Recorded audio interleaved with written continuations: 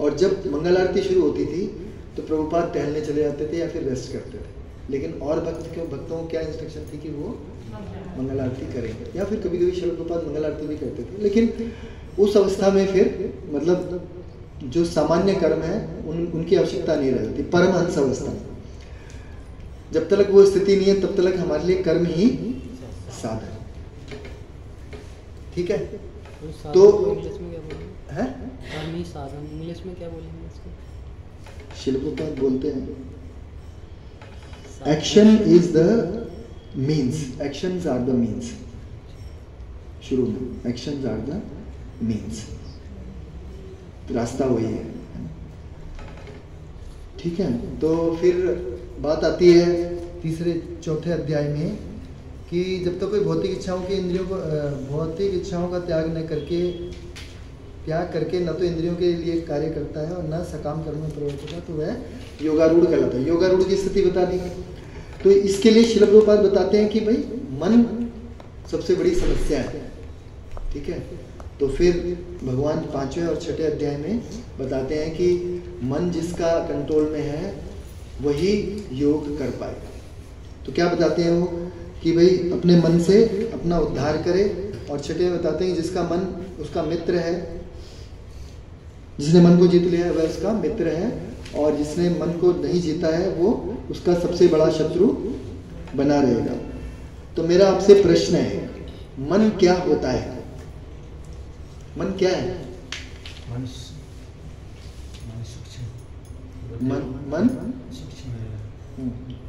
बुद्धि को पीछे करना,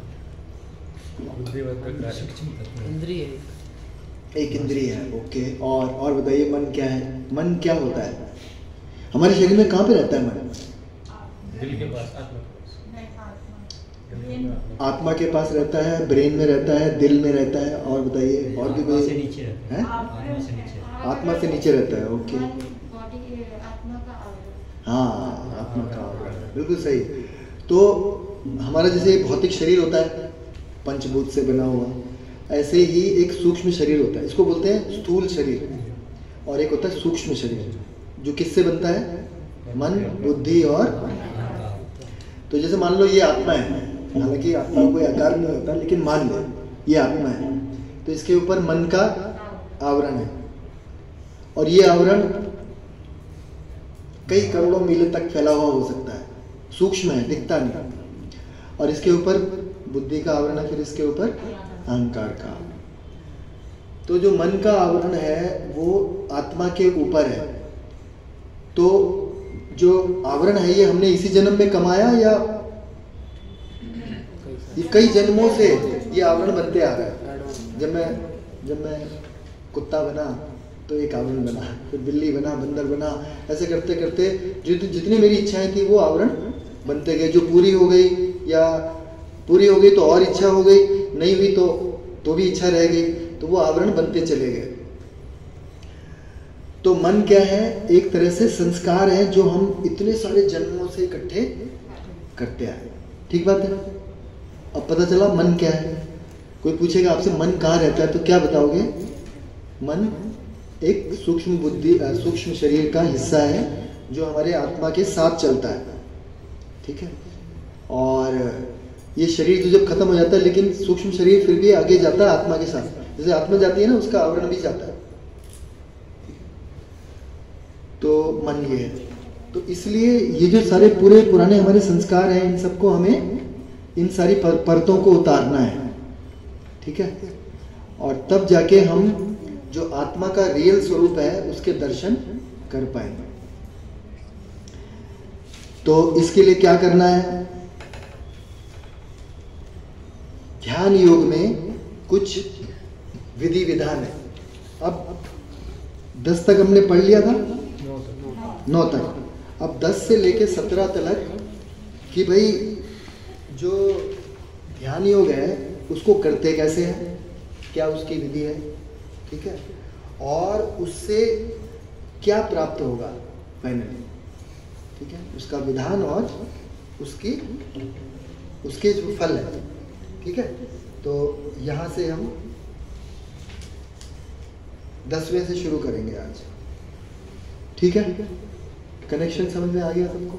मन समझ में आ गया।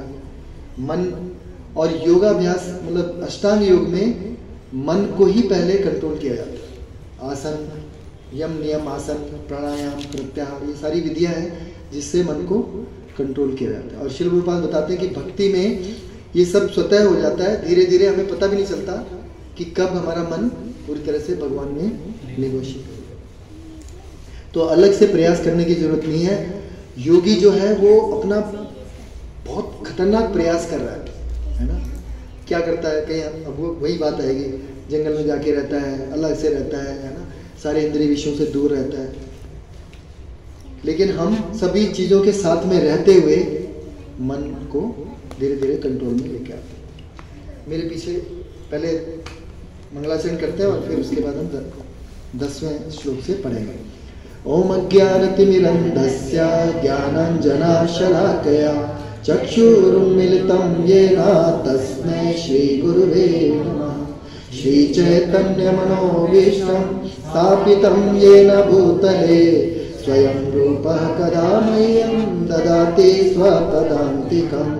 वन्देऽहं श्रीगुरु श्रीयुतपदकमलं श्रीगुरुं वैष्णवांश्च श्रीरूपं साग्रजातं सगण रघुनाथान्वितं तं सजीवं साद्वैतं सावधूतं परिजनसहितं कृष्ण चैतन्य देवं श्रीराधा कृष्ण पादान् सगण ललिता श्री विशाखान्वितांश्च। हे कृष्ण करुणा सिंधु दीनबंधु जगत्पते गोपेश गोपिका कांत राधा कांत नमोस्तुते। तप्त कांचन गौरांगी राधे वृंदावनेश्वरी वृषभानुसुते देवी प्रणमामि हरिप्रिये। वाञ्छाकल्पतरुभ्यश्च कृपा सिन्धुभ्यैव च पतितानां पावनेभ्यो वैष्णवेभ्यो नमो नमः। जय श्री कृष्ण चैतन्य प्रभु नित्यानंद श्री अद्वैत गदाधर श्रीवासादि गौर भक्त वृंद। हरे कृष्णा कृष्णा कृष्णा हरे हरे, हरे राम राम राम हरे हरे।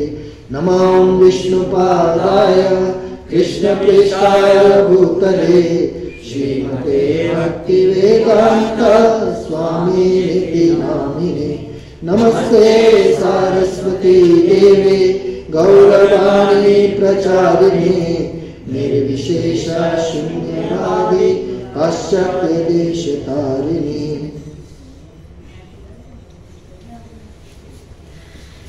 तो श्रील प्रभुपाद से प्रार्थना करते हुए कि उनकी वाणी को जो हम सुनेंगे पढ़ेंगे उसको अपने जीवन में उतार सकें और औरों को भी इससे लाभान्वित कर सकें। श्लोक संख्या 10। क्या हुआ? श्लोक संख्या 10। योगी युञ्जीत सततात्मा आत्मानं रहसि स्थितः एकाकी यच्चित्तात्मा निराशीर परिग्रहः। योगी युञ्जीत सदत्तात्मा आत्मानं रहसि स्थितः एकाकी यच्चित्तात्मा निराशीर परिग्रहः। पढ़िए कोई प्रभु जी अनुवाद इसका। अमित प्रभु जी पढ़िए। योगी को चाहिए कि वे सदैव अपने शरीर, मन तथा आत्मा को परमेश्वर में लगाए, एकांत स्थान में रहे और बड़ी सावधानी के साथ अपने मन को वश में करे। उसे समस्त आकांक्षाओं तथा संग्रह भाव की इच्छाओं से मुक्त होना चाहिए। हाँ, तो योगी को क्या करना है? क्या क्या पढ़ रहे हैं? कौन सा सेक्शन पढ़ रहे हैं हम? कि अष्टांग योग में क्या विधि है, तरीका क्या है। तो उसे क्या करना होता है, अपने शरीर मन तथा आत्मा को परमेश्वर में लगाना होता है, एकांत स्थान में रहना होता है और बड़ी सावधानी के साथ अपने मन को वश में करे, उसे समस्त आकांक्षाओं तथा संग्रह भाव की इच्छाओं से मुक्त होना चाहिए। तो हम क्या चाहते हैं आपसे कि आप सभी लोग अष्टांग योग करो जाके। कौन कौन जाना चाहेगा जंगल में एकांतवास है? संभव ही नहीं है। शिव प्रभु जी आप तो चले गए वो एकांतवास में। तो हम आज समझेंगे कि एकांतवास का मतलब हमारे लिए क्या है, ठीक है, एक योगी के लिए क्या है और हमारे लिए क्या है। तो पहले श्रील प्रभुपाद का तात्पर्य पढ़ते हैं, पढ़िए। तात्पर्य श्रील प्रभुपाद के द्वारा। जी। कृष्ण की अनुभूति ब्रह्म परमात्मा तथा श्री भगवान के विभिन्न रूपों में होती है। संक्षेप में कृष्ण भावनामृत का अर्थ है भगवान की दिव्य प्रेमा भक्ति में निरंतर प्रवृत्त रहना। किंतु जो लोग निराकार ब्रह्म अथवा अंतर्यामी परमात्मा के प्रति आसक्त होते हैं वे भी आंशिक रूप से कृष्ण भावना भावित हैं, क्योंकि निराकार ब्रह्म कृष्ण की आध्यात्मिक किरण है और परमात्मा कृष्ण का सर्वव्यापी आंशिक विस्तार होता है। इस प्रकार निर्विशेषवादी तथा ध्यान योगी भी अपरोक्ष रूप से कृष्ण भावना भावित होते हैं। अब प्रत्यक्ष कृष्ण भावना भावित व्यक्ति सर्वोच्च योगी होता है, क्योंकि ऐसा भक्त जानता है कि ब्रह्म और परमात्मा क्या है। उसका परम सत्य विषयक ज्ञान पूर्ण होता है, जबकि निर्विशेषवादी तथा ध्यान योगी अपूर्ण रूप में कृष्ण भावना भावित होते हैं। जो प्रत्यक्ष कृष्ण भावना भावित व्यक्ति है वो पूर्ण योगी है। तो दूसरे क्यों नहीं है योगी भाई, पूरे पूर्ण योगी क्यों नहीं है दूसरे, क्या होता है उनमें?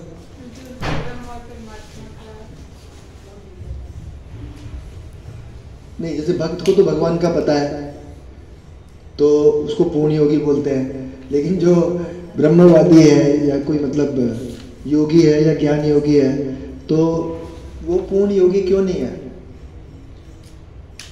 उसे भगवान के मतलब जो स्वरूप का एक पता नहीं एक्चुअली, क्योंकि वो ना उसको सेंटर पॉइंट ही नहीं पता, उसको ध्यान नहीं करना। तो क्या सेंटर पॉइंट क्या है फिर? भगवान पे चिंतन कर रहा है, वो निरंकार, मतलब वो एक बिंदु पे लगा रहे हैं कि प्रकाश में लगा रहे हैं। इससे रिलेटेड बताओ, ब्रह्म परमात्मा तथा भगवान, ये तीन चीजें क्या हैं? निशि माता जी कुछ प्रकाश डालिए। देखो ये तीनों चीजें समझना जरूरी है।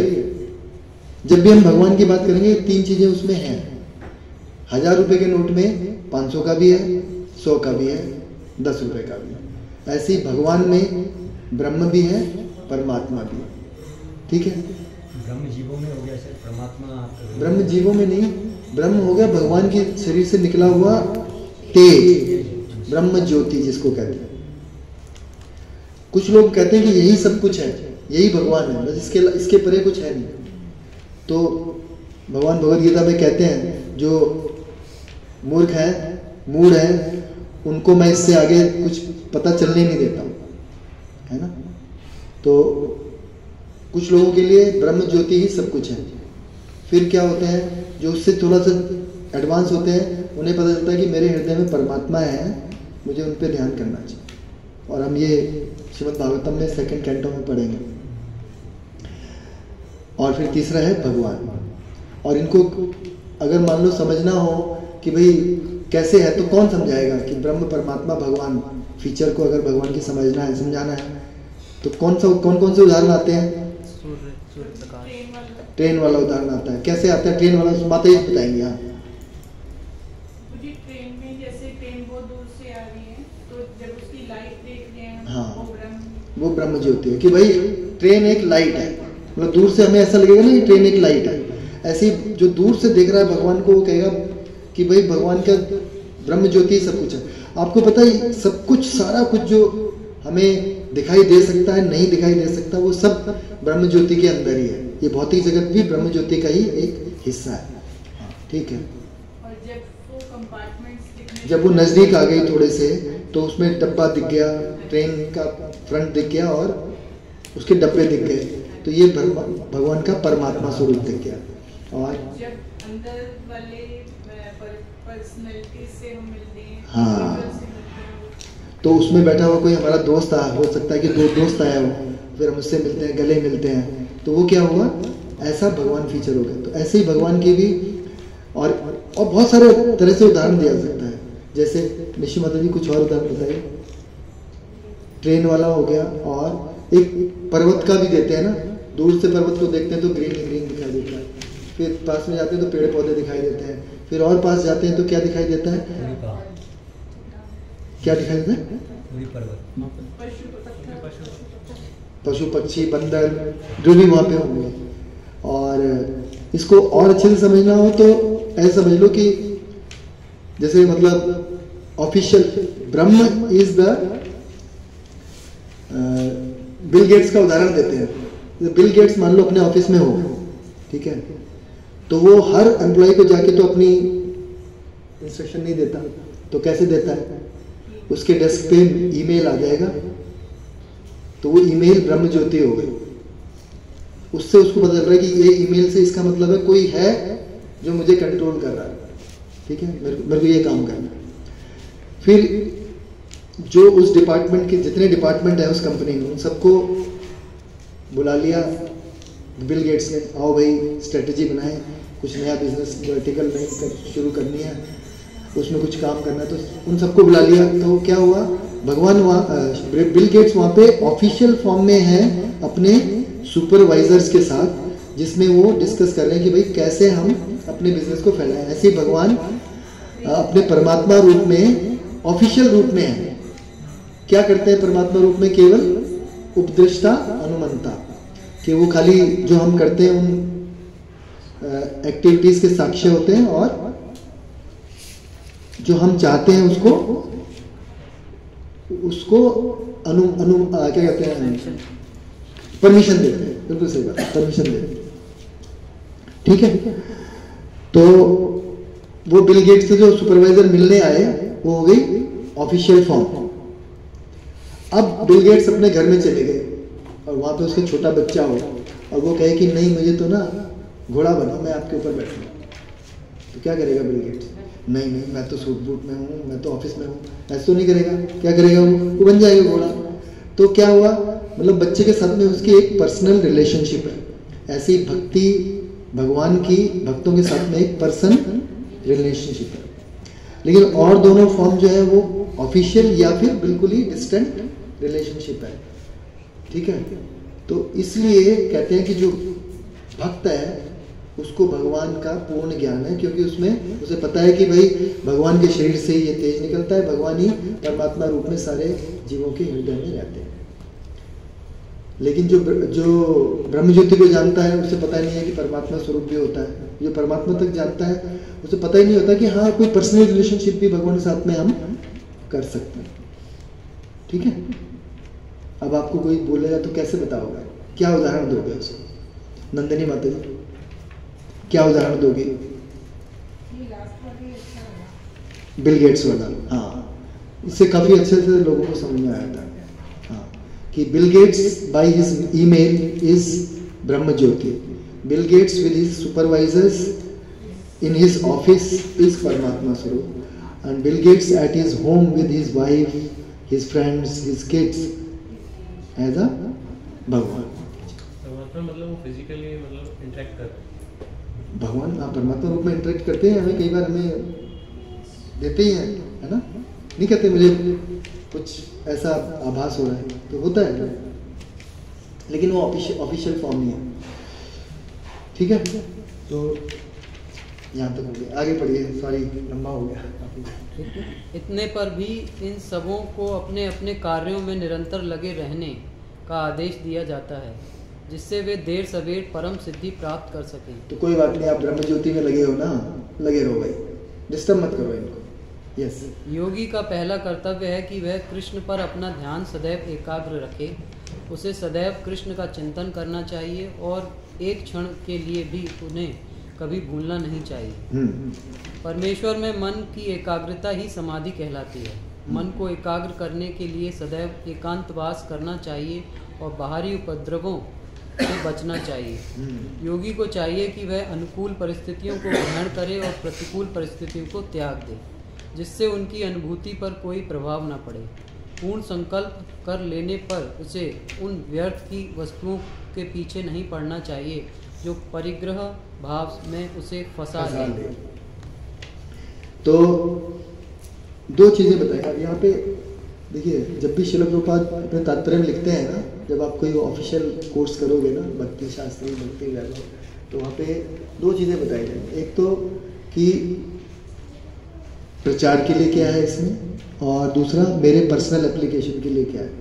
तो पर्सनल एप्लीकेशन के लिए क्या है कि भैया हमें सदैव कृष्ण का ध्यान करना, always remember Krishna, never forget Krishna, ये प्रिंसिपल है कृष्ण भावना, ठीक है। और मन को एकाग्र रखना है तो एकांतवास करना चाहिए। तो ये हमारे लिए क्या है, हम भक्तों के लिए एकांतवास क्या है कि हम अपने, हाँ ये बात है, ये बहुत अच्छी बात है।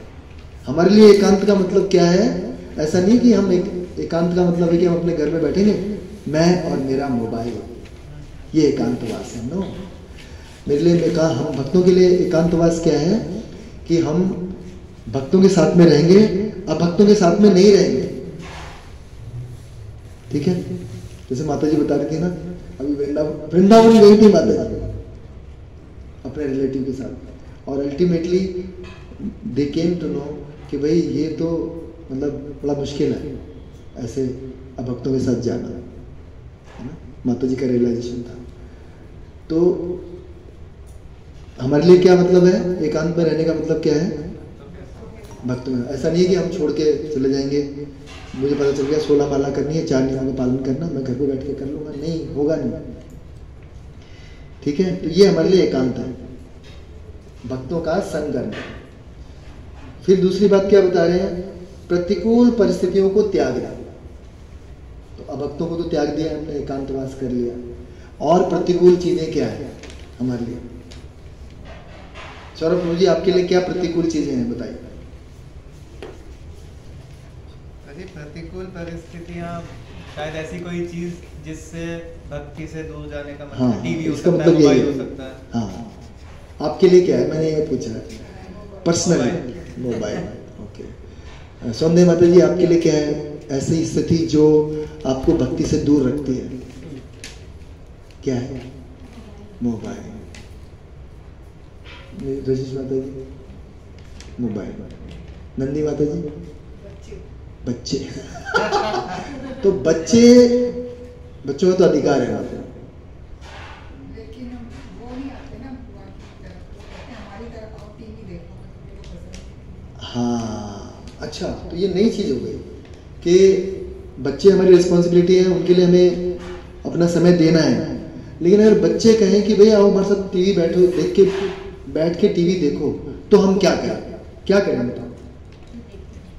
छोटे बच्चे हों तो क्या करें और बड़े बच्चे हों तो क्या करें? अलग अलग स्थिति है ना। छोटे बच्चे तो उन्हें कृष्ण कॉन्शियस की छोटी-छोटी स्टोरियां दिखाएं भगवान से। वो तो कहेगा कि मेरे को तो डोरेमोन ही देखना है, मेरे को तो वो एक शरारती बच्चे वाला आता है ना जापानीज के, शिनचैन, वही देखना है। तो छोटे बच्चे तो कंट्रोल हो जाते हैं, बड़े नहीं होते। तो देखिए मैंने ना कुछ एक माता जी हैं, मैंने देखा उनको, वो कैसे कंट्रोल करती हैं। वो कहती हैं ठीक है, आधा घंटा मैं तुम्हारे साथ शिनचैन देखूंगी, लेकिन उतना ही टाइम तुमको मेरे साथ फिर ये देखना पड़ेगा, ये करना पड़ेगा, या फिर कृष्णा कॉन्शियस एक्टिविटी करनी पड़ेगी। तो छोटे बच्चों के साथ हो गया ये, अब बड़ों के साथ तो ये नहीं कर सकते, तो क्या करें माता जी? तो बड़े बच्चों को ये कह सकते हैं, बड़े बच्चों को समझ में भी आती है कि देखो आपको ये अच्छा लगता है आप ये करो, मेरे को ये अच्छा लगता है मैं ये करती हूँ, कुछ टाइम लेकिन हमको साथ में बिताना चाहिए। और उसमें ना ऐसा नहीं है कि फिर हम उसमें कृष्णा कॉन्शियस ही बात करें, उसमें जो उन्हें अच्छा लगता है ना वही करना चाहिए बड़े बच्चों के साथ। नहीं तो वो क्या हो जाएंगे, बिल्कुल ही अगेंस्ट हो जाएंगे। और बड़े बच्चे ना हमारे बोलने से कभी नहीं सीखेंगे, छोटे बच्चे भी बड़े बच्चे भी, वो केवल हमारे आचरण से सीखेंगे। कि जब हम उनसे कह रहे हैं और जब हम घर में रह रहे हैं तो हम क्या करें, तो वो हमें देख रहे हैं, तो वो अपने आप में ओवर द टाइम उनके अंदर वो एक्सेप्टेंस ले आएगा। पहले तो ये है कि वो ये एक्सेप्ट कर लें कि हम भक्ति कर रहे कर लें, पहला स्टेप ये है। बहुत सारे बच्चे ये एक्सेप्ट नहीं कर पाते। एक भक्त है, मैं जानता हूँ, उनका बेटा कहता है जब से आप जाने लगे हो भक्ति रिक्शा क्लास में, आपने हमारा ख्याल रखना ही छोड़ दिया है। I am your prime responsibility. 21-22 साल का बच्चा होगा। सही कह रहा है या गलत कह रहा है? मैंने नहीं कहा सही कह रहा है। सही कह रहा है, गलत कह रहा है?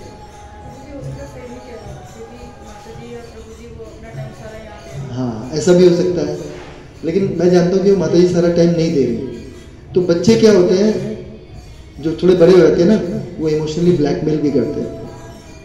तो उनके साथ फिर हमें इमोशनली ही बात करनी चाहिए कि भैया देखो ऐसा है, आपको फुटबॉल अच्छा लगता है, आपको ये करना अच्छा लगता है, मेरे को ये करना अच्छा लगता है, तो मैं ये करती हूँ, आप ये करो, लेकिन कुछ टाइम हमें साथ में जरूर बिताना चाहिए। तो बड़े बच्चों के साथ में ऐसे हम एक डील कर सकते हैं, छोटे बच्चों के साथ अलग तरह से डील कर सकते हैं।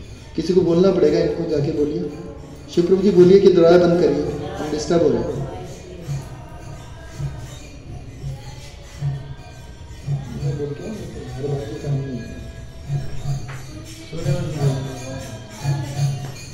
प्रभु जी को बोलना अंदर जाके, मतलब पास जाके बोल दो ना।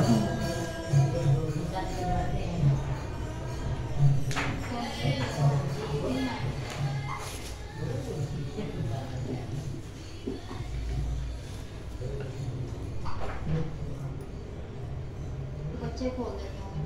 हाँ,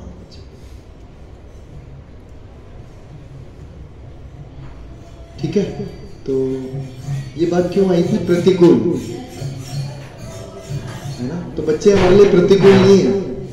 बच्चों को तो हमें अपने को अनुकूल बनाना ही बनाना है किसी भी स्थिति में। तो पहले अपने आचरण से बनाएंगे, और अगर वो हमें बाहर ले जाने की कोशिश कर रहे हैं तो हमें फिर उनके साथ में डील करनी पड़ेगी। ठीक है। जैसे ऐसा भी हो सकता है कि बच्चों के साथ बाहर खाना खाने जाना है, तो जा सकते हैं, आप मत खाइए, या फिर आप अपने लिए ऐसा ले लीजिए कि जो प्याज लहसुन वाला नहीं हो, ऐसा ले लीजिए। धीरे धीरे बच्चे अंडरस्टैंड कि भाई आप जाते हो। अब हमारे बच्चे ऐसा करते हैं हमारे साथ कि यार वहाँ तो आप तो कुछ खाओगे नहीं, तो वहाँ नहीं जाते, इधर चलते हैं, मंदिर चलते हैं, ये वाले मंदिर द्वारका चलते हैं, ये चलते हैं। तो कम से कम वो एक्सेप्टेंस, तो पहला स्टेप है एक्सेप्टेंस कि भाई हम भक्ति करेंगे। फिर दूसरा स्टेप आएगा जहाँ पे वो ये सोचने लगेंगे भाई कैसे हम दोनों के लिए कंड्यूसिव हो जाए, मैं भी जिस स्थिति में हूँ वो भी, और ये जो करना चाहते हैं वो भी, दोनों। तो ठीक है, कृष्णा कॉन्शियस रेस्टोरेंट में जाके हम दोनों खा सकते हैं, तो फिर वहाँ पे जाके खा सकते हैं, है ना? ये हो गया। फिर जैसे हम वाड़ा जा रहे हैं अभी, तो वाड़ा जाने का भी एक ही मकसद है कि भाई बच्चों को वहाँ पे अच्छा लगता है और वो कृष्णा कॉन्शियस जगह है, तो और वो उससे बड़े प्रभावित होते हैं वहाँ। और मैं देख रहा हूँ उनमें मतलब बहुत चेंज आता है वहाँ जाके। तो हालांकि मेरे पास मायापुर जाने का ऑप्शन था सेम टाइम में, बट बच्चों की वजह से मैंने प्रेफर किया कि वाड़ा जाना, क्योंकि वहाँ पे उनको उनके लिए कंडीशन, मेरे लिए तो हो ही गया जो होना था, है ना? तो थोड़ा सा हमें इस तरह से करना पड़ेगा। तो वो प्रतिकूल, बच्चे प्रतिकूल नहीं है, बच्चों को तो अनुकूल बनाना है हमको, नहीं तो कभी भी भक्ति हम कर नहीं पाएंगे, क्योंकि वो तो हमारे बिल्कुल इनर सर्कल में है। उनको तो हम कभी भी ऐसा नहीं कि भाई छोड़ देंगे, हम कोई श्रीधर स्वामी तो है नहीं कि पत्नी मरी, बच्चा हुआ था और वो छोड़ के चले गए सब कुछ। बाद में वो, हालांकि वो भी बड़े एलिवेटेड सन्यासी बने, लेकिन हमारी वो स्थिति नहीं है और हम कर भी नहीं सकते। तो ठीक है। और परिग्रह भाव वह क्या होता है कि जितना हमें चाहिए उससे ज्यादा संग्रह करने की हमारी इच्छा ना हो। क्या है भक्ति के प्रतिकूल होने के लिए क्या क्या बातें बताते हैं उपदेशामृत में? निशी माता जी ध्यान है आपको? याद है? मेरे को याद कभी नहीं रहता। हमने पढ़ा था ना, अनुकूल से संकल्प, 6 शरणागति के लक्षण होते हैं। अनुकूल क्या है और प्रतिकूल क्या है? तो प्रतिकूल के लिए रूप गोस्वामी जी बताते हैं, उपदेशामृत में 2nd श्लोक है, अत्यहारा। अत्यहारा मतलब अत्यधिक खाना या फिर अत्यधिक चीजों का संग्रह करना। मुझे जितनी चीजें चाहिए उससे ज्यादा मेरे को इकट्ठा करना। मेरे लिए एक टेलीविजन बहुत है, मैं सारे कमरों में टेलीविजन लगाऊंगा, मोबाइल रखूंगा। आप देखो 3-3 मोबाइल लेके घूमते हैं लोग बाग। प्रयास, मैं आवश्यकता से अधिक प्रयास नहीं करूंगा, ये प्रतिकूल है। आवश्यकता से अधिक प्रयास मतलब प्रयास मैं 8 घंटे करूंगा, उससे ज्यादा नहीं करूंगा। आप बोल के आए थे उनको? बोल के आ गए थे, तो अंदर बोल के आ गए थे, मैं इसमें सेकंड टाइम गया नहीं। जो ना भक्त आते हैं वो खोल के रख देते हैं।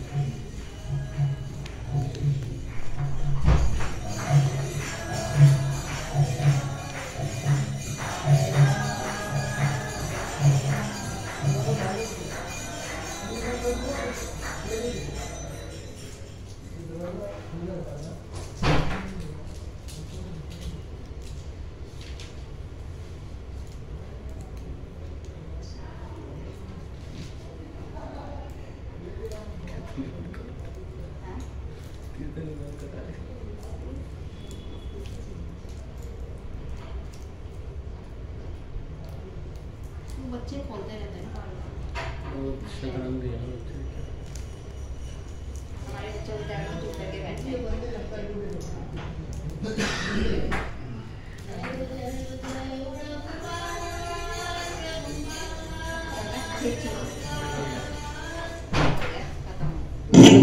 बोला उनको कि दरवाजे बंद करें। क्या कर रहे थे? अत्यहारा प्रयास। हाँ, तो अत्यधिक प्रयास में करना प्रतिकूल है। देखो बार बार घूम के ना वही चीजें आएंगी। क्यों? क्योंकि हम बार बार भी वही चीजें कर रहे हैं। जब तक हम वो करते रहेंगे तब तक वो आती रहेंगी, है ना। प्रजल्प क्या होता है? प्रजल्प क्या होता है? निरर्थक बातें या फिर मोबाइल भी प्रजल्पा है। हम अपने सूक्ष्म मन के साथ में प्रजल्पा कर रहे हैं, है ना। ये अच्छा लग रहा है। तो क्या करें? मोबाइल सबसे बड़ी समस्या है आज की डेट में। क्या कर सकते हैं मोबाइल पे कंट्रोल करने के लिए? आप लोग क्या करते हो? उसके लिए मतलब क्या है, उसके अल्टरनेटिव देखने पड़ेंगे। जैसे अगर हमारे पास फ्री टाइम है, स्क्रोलिंग की नहीं, मैं क्या करना चाहिए नहीं पूछ रहा हूँ, मैं पूछ रहा हूँ आप क्या करते हो। इसके लिए कोई प्रयास कर रहे हो या नहीं कर रहे हो? चाहिए मत बताओ, क्या कर रहे हो? मैं जनरली लेक्चर्स लगा लेता हूँ। ओके, थोड़ा सा उसके बाद थोड़ा सा जब मन भर जाता है तो बंद हो गया, फिर से चालू होता है। बुक रीडिंग कर लेते हैं। ठीक, हाँ। मुझे YouTube की हिस्ट्री बंद कर देता हूँ तो कोई फालतू कंटेंट दिखता ही नहीं। जो चाहिए टू द पॉइंट सर्च करते हैं। जो सर्च करना है वही। अच्छा, ऐसा पॉसिबल है उसमें? मुझे ही बता, मैं क्या आता है। ये तो सबको पता है। अच्छा, मेरे को नहीं पता था। मैं 3 साल से कर रहा है, कमल गुरु जी ने सिखाया था। अच्छा, तो हम 3 साल देखो टेक्नोलॉजी में है चीज़ें करने के लिए। तो ये चीज़ पता चल गई। देखो भक्तों के साथ बात करने से हिस्ट्री बंद कर सकते हैं। तो हमने कुछ अगर उल्टा सीधा देख भी लिया है तो फिर वो अब आएगा नहीं। रिकमेंडेशन नहीं देता कोई वहाँ। रिकमेंडेशन, अच्छा रिकमेंडेशन नहीं देता। रिकमेंडेशन दैट इज कोई वेरी YouTube खोलते ही हमें अलग-अलग कंटेंट दिखता है ना, हाँ। हमारा ब्लैंक आता है। अच्छा, हमें कोई लेक्चर ढूंढते हैं तो लेक्चर के रिलेटेड कंटेंट ही आएगा। ये समझ में आ गया नहीं, सबको? सब ये अपने फोन में कर लीजिए please. Very nice, thank you for मुझे शेयरिंग। ऐसे है ना, कोई ऐसे ब्लैंक। वाओ, जो मुझे शेयर चेक करना है वही आएगा, सर्च मारना। तो कोई न्यूज़ नहीं, कुछ नहीं। बहुत बढ़िया। एक भागवत गीता सुन लेते हैं तो पूरा। और बताइए, और कोई क्या करता है? तो दैट इज वेरी नाइस। और फिर भी मान लो मैंने ये देख लिया, फिर भी हमारा मन कुछ देर बाद कहता है कि भाई मैं जी बटन देख लूँ, न्यूज़ देख लूँ, स्कोर देख लूँ, लिंक्डइन, व्हाट्सएप, फेसबुक। फिर क्या करते हैं? तो जी एक ना इसमें ना डिजिटल वेलबींग होता है, उसमें आप ना उसको कैपिंग कर सकते हो, आधा घंटा 1 घंटा डेली का।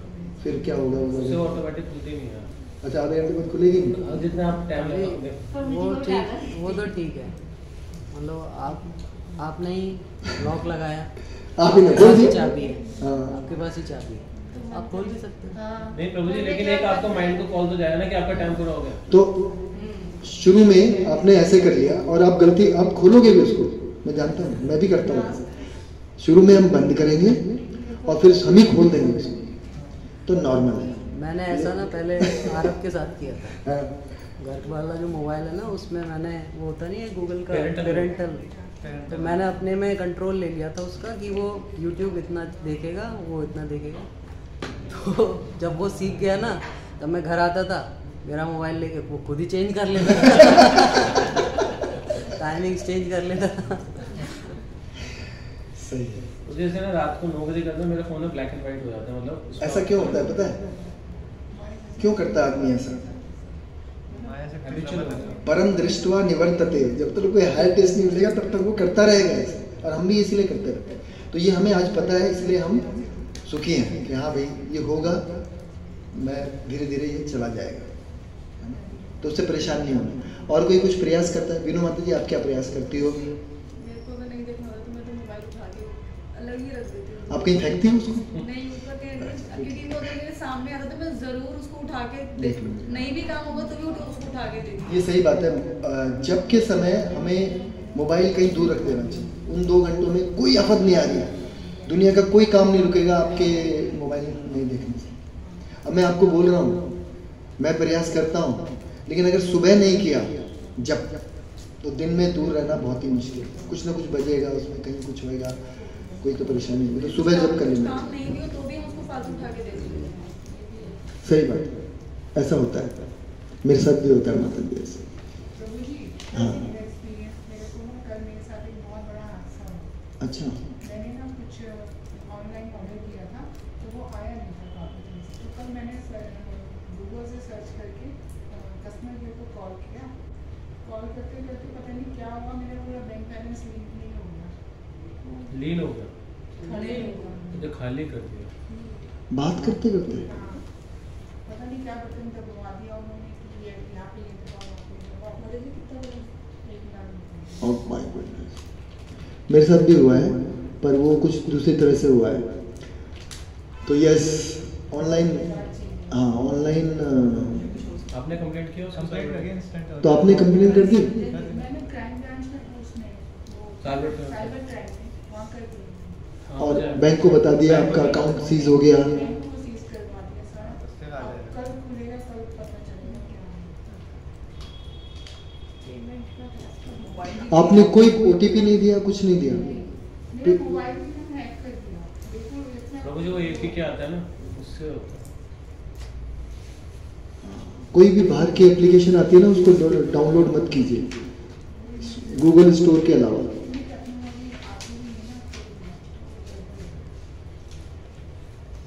प्रयासश्च प्रजल्पो हो गया है ना, ये प्रजल्प ज़्यादातर आजकल मोबाइल का ही समस्या है हमको। टीवी अब कोई नहीं देखता, मोबाइल पे सब कुछ दिखता है, पर्सनल टीवी है सबका। नियम आग्रह, तो नियम आग्रह के 2 मतलब होते हैं, ये भी प्रतिकूल है कि एक तो कि मैं नियमों को मानूंगा ही नहीं, ठीक है, कि भाई अब मैं पुराना भक्त हो चुका हूँ 10 साल, अब भी मैं थोड़ा ऐसे यही सब करता रहूँगा। नहीं नहीं, नियमों को मुझे मानना पड़ेगा।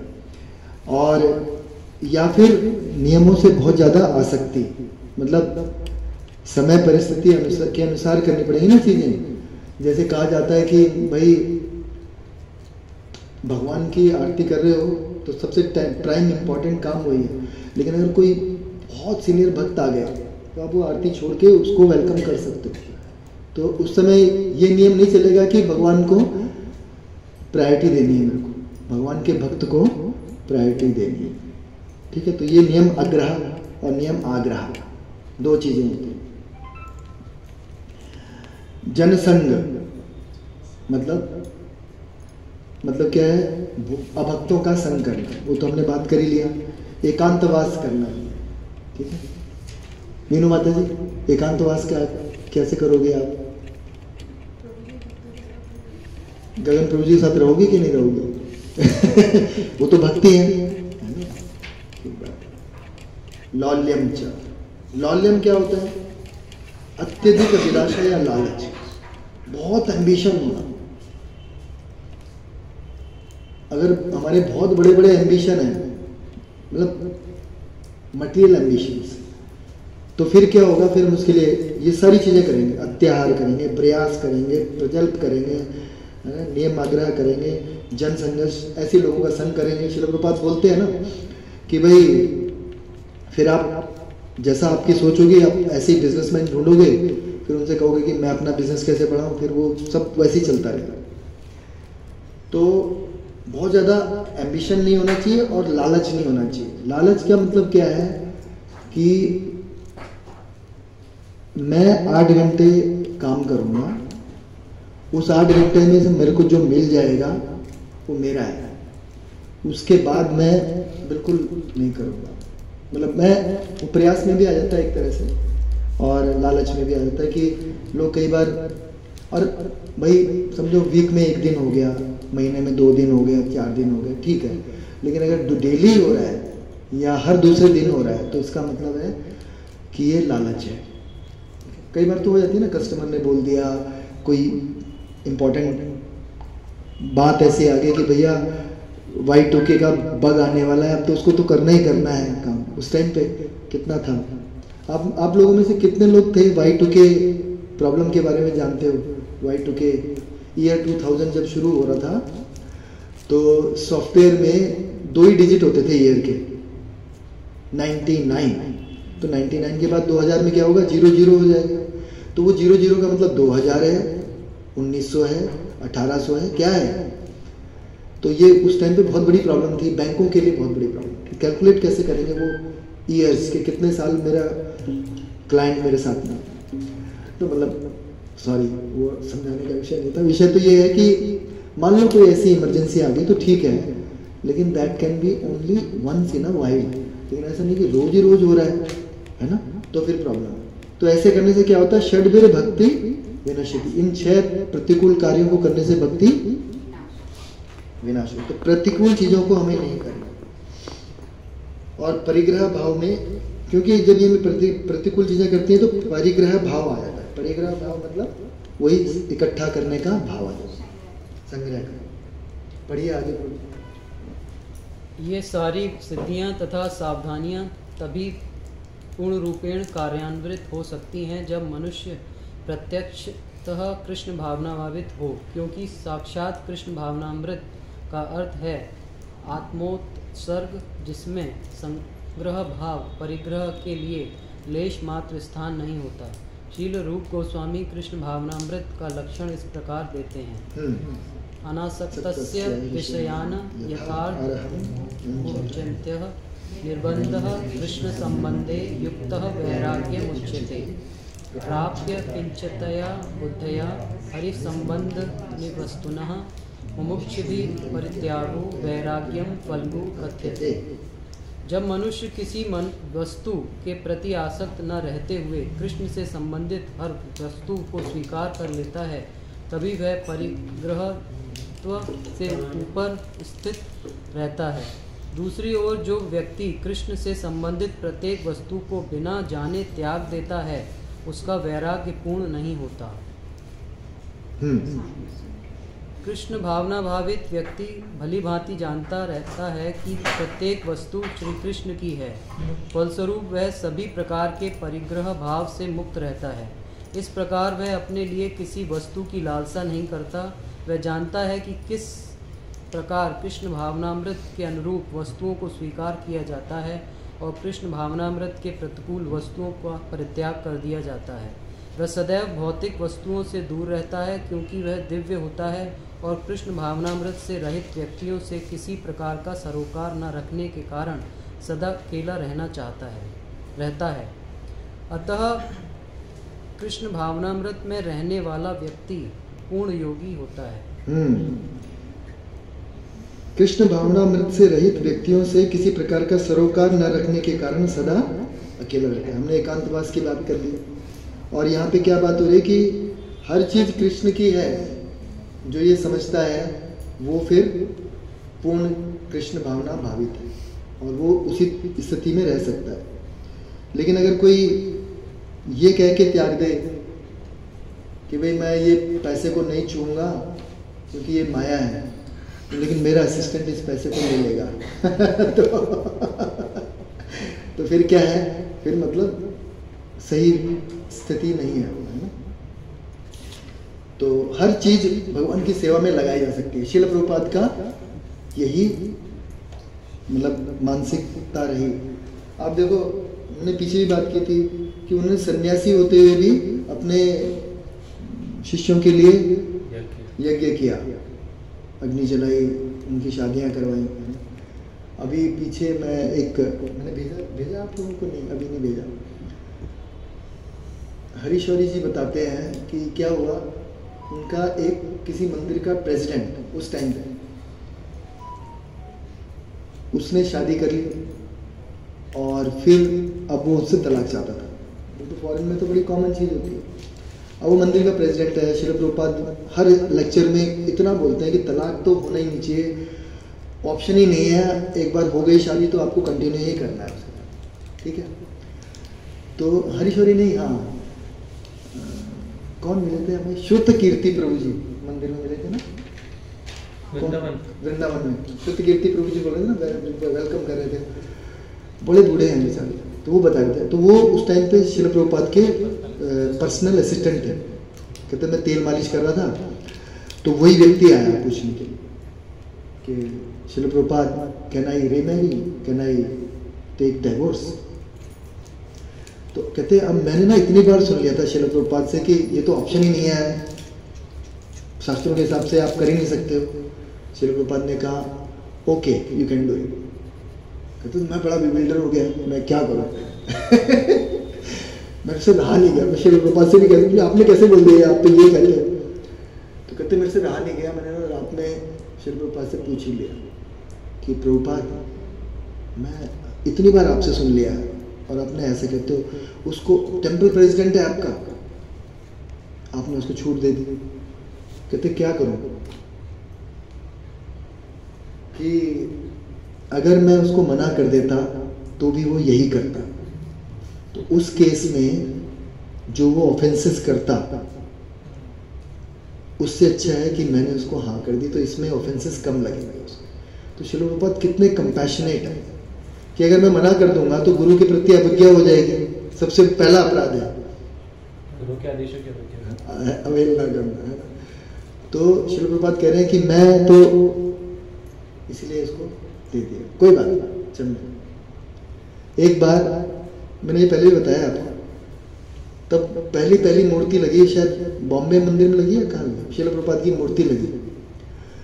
तो श्रील प्रभुपाद को एक मतलब जो जैसे संत नहीं थे, और भी पंथों में संत होते, तो वो भी श्रील प्रभुपाद को बहुत मानते थे।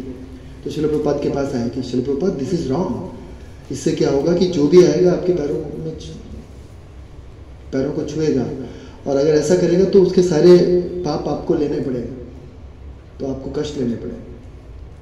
तो श्रील प्रभुपाद ने क्या कहा होगा सोचो, उन्होंने कहा मैं इसी के लिए तो आया हूं, there is no option for me. तो श्रील प्रभुपाद ने कंपैशनेट है कि वो फिर न तो नियम आग्रह कुछ नहीं चलता, फिर केवल एक ही बात है कि जो वो जैसे गुरु है ना, गुरु को कहा जाता है कृपा की शक्ति लेके आते हैं, कृपा का अवतार है गुरु। क्या है? कृपा के अवतार है। आप में से अगर कोई डिसाइपल कोर्स करेगा तो उसमें भी आता है ना, गुरु कौन है? कृपा शक्ति के अवतार। तो वो मेन बात उनके लिए क्या होगी? वो कृपा देनी है, उसके चारों तरफ जो भी हिस्सा है सब कुछ है केवल इसी के लिए। जैसे हम बात करें ना बच्चों के लिए कि किसी तरह से हमें उनको कृष्णा कॉन्शियसनेस में लेके आना है, तो वो ना करके आए तो हम भी ना करें। कहते हैं ना, हमारे यहाँ एक कहावत है कि अगर कोई बच्चा आपके घर में मेंटली रिटार्डेड हो, समझो मतलब भगवान ना करे ऐसा हो, तो पहले तो आप उसको समझाते हो कि भाई ऐसा करो ऐसा करो ऐसा करो। अल्टीमेटली क्या कहोगे? चल भाई तू जो कहता है वैसे करो। तो पर हमारा उसका मतलब ये नहीं होता कि हम वही करना चाह रहे हैं, हम धीरे धीरे फिर उसको अपने इस तरफ लेके आ सकते हैं। तो इसलिए ये बहुत इम्पॉर्टेंट है कि हमें समझना चाहिए कि हरि संबंधी न वस्तुओं का हमें त्याग करना है या हमें उनका प्रयोग करना है भगवान की सेवा की। अब वो शुरू में होता है ऐसा है कि हम कहते हैं भगवान की, पहले तो देखो पहला स्तर होता है उसमें हम कहते हैं ये मेरे लिए। दूसरा स्तर होता है जब हमें पता चलता है ये होना चाहिए भगवान के लिए, तो हम क्या कहते हैं, देखो मैं लाया हूँ भगवान के लिए, करूँगा खुद उपयोग। तो ये स्थिति है।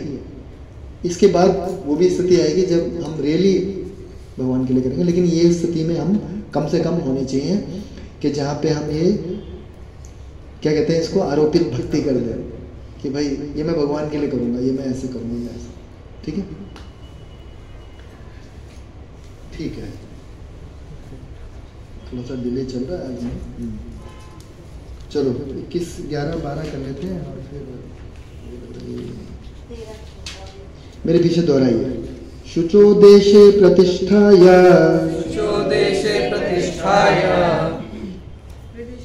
स्थिरम आसनम आत्मनः न अत्युच्छ्रितम न अतिनीचम चैलाजिन कुशोत्तरम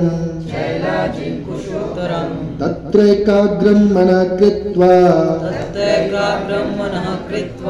यच्चित्तेन्द्रिय क्रिया उपविश्य सने युञ्जात् योगम आत्मविशुद्धये। तो ना मैंने इसका प्रयास किया था कि हम ना निशान भी डाल सकते हैं कहाँ पे हमें रोकना है।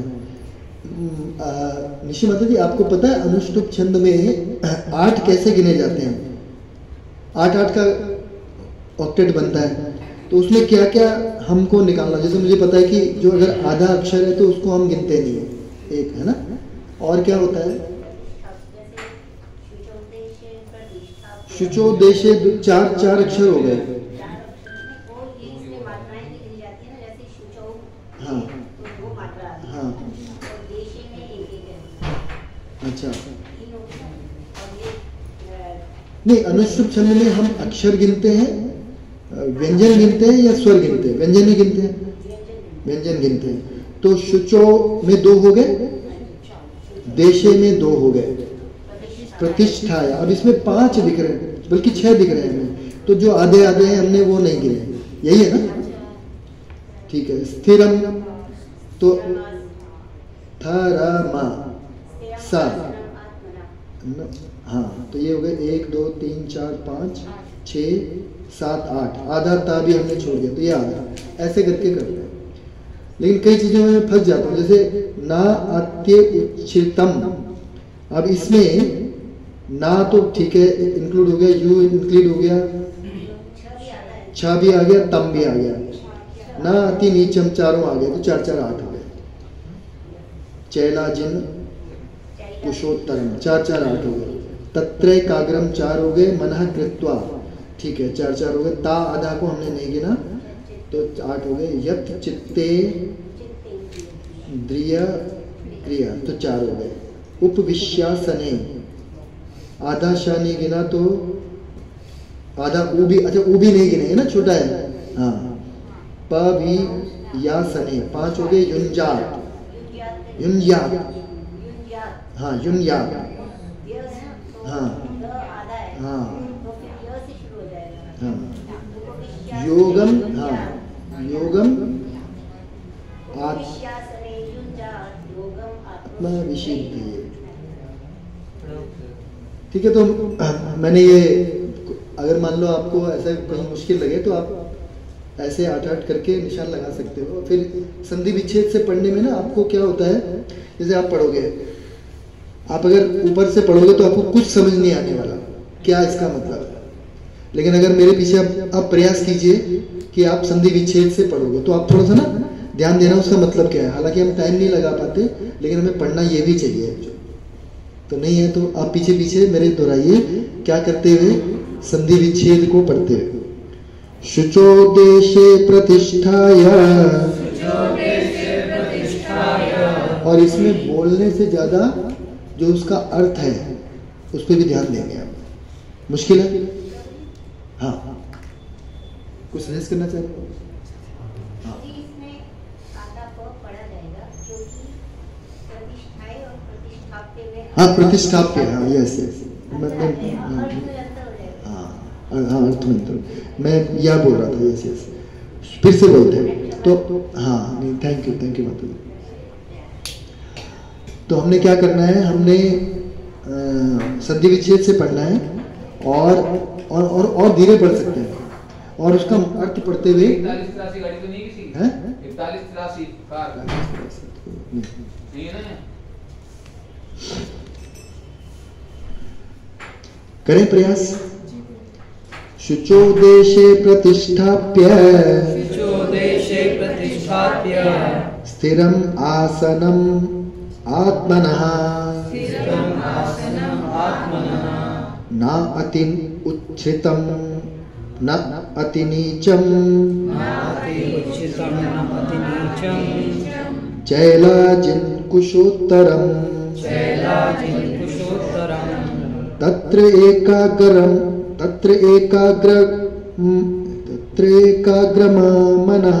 कृत्वा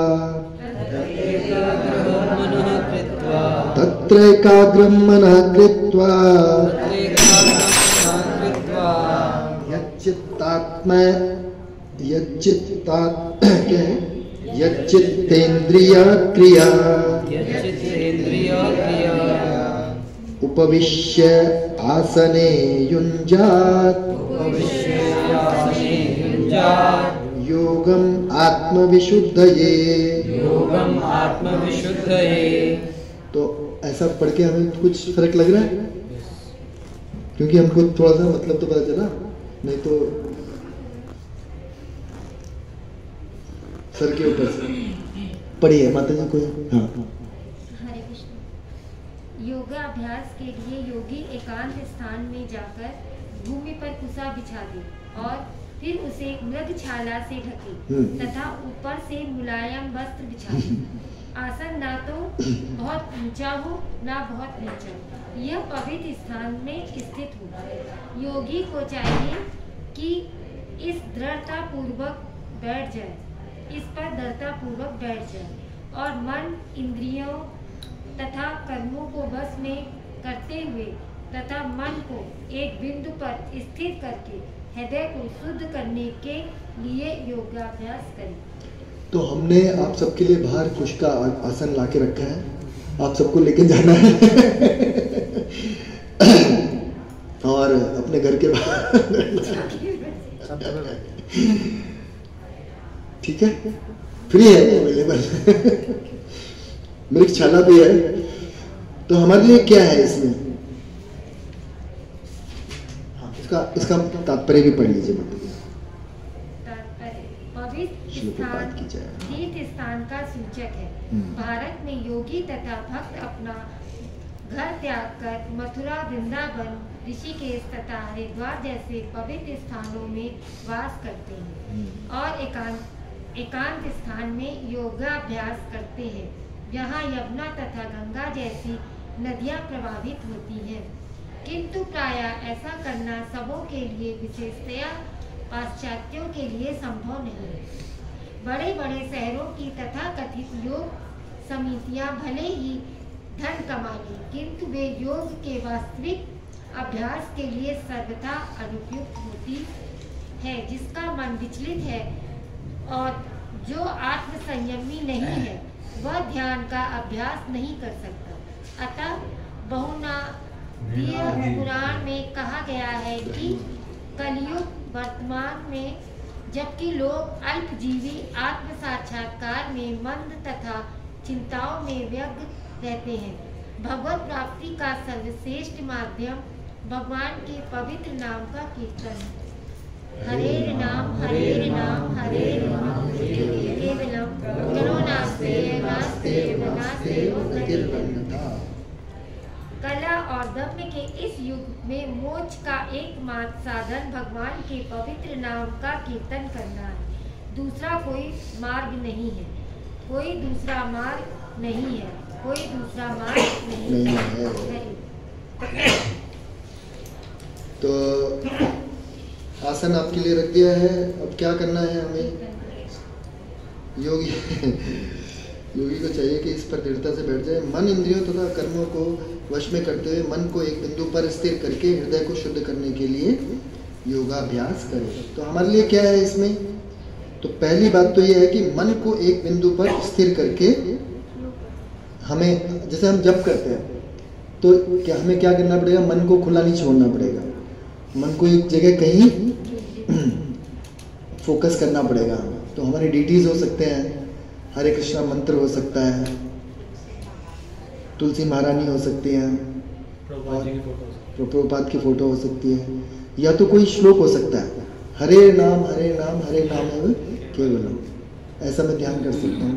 या फिर नाम नामकारी बहुधा निज सर्वशक्ति सत्रा अर्पिता नियमिता स्मरणे न काला एतादृशी तव कृपा भगवन नमामि दुर्दैव में दृश्य में आ गए। तो इसको याद कर सकते हैं कि बार बार मेरा कितना दुर्भाग्य है कि मेरे पास कृष्ण उपलब्ध हैं, मेरे कृष्ण मेरे सामने हैं, लेकिन मैं क्या करता हूँ?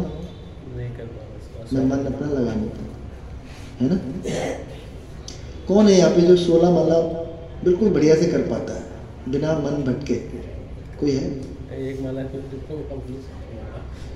हाँ, इसीलिए हमको ये करने के लिए कहा गया। चैतन्य महाप्रभु ने भी ये कहा ना कि मेरे गुरु ने कहा कि भाई तुम बेवकूफ हो, तुम खाली हरे नाम का संकीर्तन करो, नाचो गाओ। कोई है ऐसा जो 16 माला बिल्कुल ऐसे बिना अटेंड? निशी माता जी, मन भटकता है? बिल्कुल नहीं भटकता। वाह! तो माता जी पूरी तरह से अब अच्छा, आप भगवत गीता सामने रखते हो? अच्छा, हाँ तो सही है। तो माता जी हमारे लिए भी प्रे कीजिए, हम भी ऐसा कर पाए। प्रभु जी को आपकी कृपा से मेरा सच में कुछ भी नहीं है मेरा, वो आपके जो शब्द थे वो बहुत, मैं बार बार ये कहती हूँ कि आपके जो शब्द होते हैं ना, नहीं वो तो श्रील प्रभुपाद का अरेंजमेंट था आपके लिए, पर ये जो है ना, अब देखो मेरे लिए भी था अरेंजमेंट, लेकिन मैं कहाँ कर पाता हूँ, बात ये है ना। हम तो अच्छी सही बात है। वेरी नाइस, ऐसा ही हमारा भाव होना चाहिए। मतलब आप जो मुझे कह देते हो तो वो मुझे इनको अपने आप आत्मसात हो जाता है, उसमें मुझे कोई और एफर्ट करना ही नहीं पड़ता, क्योंकि आप बहुत, क्योंकि आप पहले से करके आए हो इसलिए। तो माता जी पिछले जन्मों से करते आ रहे हैं प्रैक्टिस, इसलिए माता जी के साथ में ऐसा। अदरवाइज हम सब देख रहे हैं, कोई हम मतलब आप देखो ना, अगर परसेंटेज लगाए तो 1% भी नहीं है। तो हमें क्या है, ऑफिस के टेबल पे भी देखा था ना, माँ कृष्ण जी सामने ही मैं रखती हूँ उनको, वो हमेशा सामने ही रहते हैं। माता जी हम भी रखते हैं, हमने इतनी बड़ी फोटो लगा रखी है राधा माधव की अष्ट सखी, कभी याद ही नहीं आता कि अंदर घुसते में प्रणाम करो इनको। खाली वो दीवार पर लगने का विषय हो। सामने ही रखे रहते हैं, जैसे कि मैं अगर एक बार भी नजर उठाऊंगी तो वही दिखेंगे मुझे, तो वो मुझे हमेशा मेरा वो आप कनेक्शन बना रहता है। संवाद में आपको भेजते हैं, संवाद चलता रहता है कि अब आप ये करो। माता जी बड़ी अच्छी सी कविताएं वैसे दिन भर सेवा करने, दिन भर ध्यान करने से मन एकाग्रचित हो जाता है, ये बात भी सही है। ग्रंथ से ही बड़ा लगाव है ना, उससे मतलब काफी तक होता है। तो हमारे लिए क्या है यहाँ पे कि हम कोई अपने मन को एक डिस्ट्रैक्शन दे दें पहले से कि भाई ये है। अब वो हो सकती है अट्रैक्शन भी हो सकती है, डिस्ट्रैक्शन भी हो सकती है। जैसे कुछ लोग क्या करते हैं, श्रील प्रभुपाद का चैंटिंग चला देते हैं, तो वो सुनते हुए चैंटिंग करते हैं, मतलब बहुत तेज नहीं, अपनी आवाज़ भी सुननी जरूरी है। या फिर बहुत मतलब बहुत सूदिंग कोई म्यूजिक चला के भी कर सकता है। तो मन को एक देना पड़ेगा, नहीं तो मन फिर भागेगा। और ज़्यादातर मॉर्निंग में ही होता है। अब आप उस स्थिति से बाहर हो कि जहाँ पे हम कहें कि नहीं आप कैसे भी स्थिति में कर सकते हो, नहीं। अब हमने सबने देख लिया होगा कि हम जब दोपहर में करते हैं, शाम को करते हैं और रात को करते हैं तो क्या होता है। उसमें आसन का महत्व होता है, क्योंकि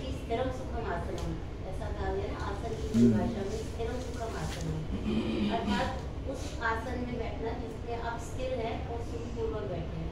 अगर आसन अपना स्थिर नहीं होता तो मन भी स्थिर नहीं होता, क्योंकि मन और शरीर एक दूसरे से बिल्कुल मिले घूम के जपमाला कर रहे हैं तो ऑब्वियसली हमारा माइंड भी घूमता ही रहेगा। एक साथ में मतलब योग का केवल एक यही सूत्र, क्योंकि पहला यही है स्थिरम सुखम आसन है, तो स्थिर भाव से एक सुखपूर्वक, जिस आसन में ये नहीं कि पद्मासन नहीं लगा रहे हैं जिसमें पैर अलग हो रहा है और दर्द हो रहा है, और ऐसा नहीं, जिस आसन में सुखपूर्वक बैठ सकते हैं उसमें स्थिर रहकर जो बैठते हैं तो ही मन जो है वो स्थिर होगा। हाँ, वो बात सही है माता जी। अब बात क्या है कि इतना विचलित है, कलयुग में क्या बताए थे लक्षण अभी, अल्पजीवी आत्म साक्षात्कार में मंद चिंताओं से व्यग्र भगवत।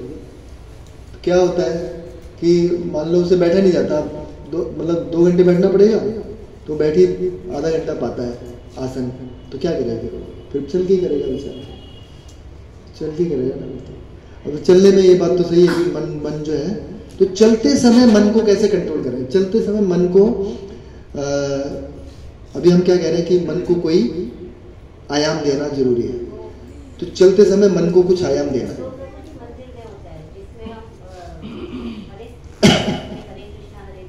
ये भी जैसे हाँ ऐसे कर सकते हैं।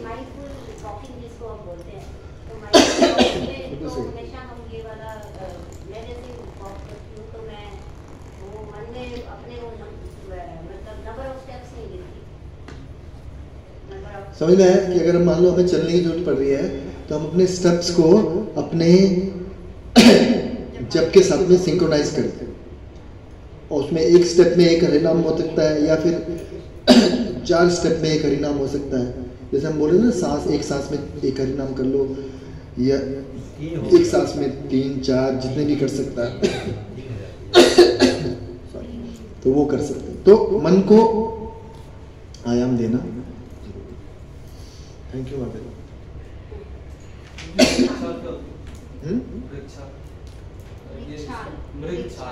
हाँ, तो हमारे लिए ये आवश्यकता नहीं है। मैंने बाहर रखी हुई वो, अगर आप एकांत स्थान में जाने के प्रयास कर रहे हो,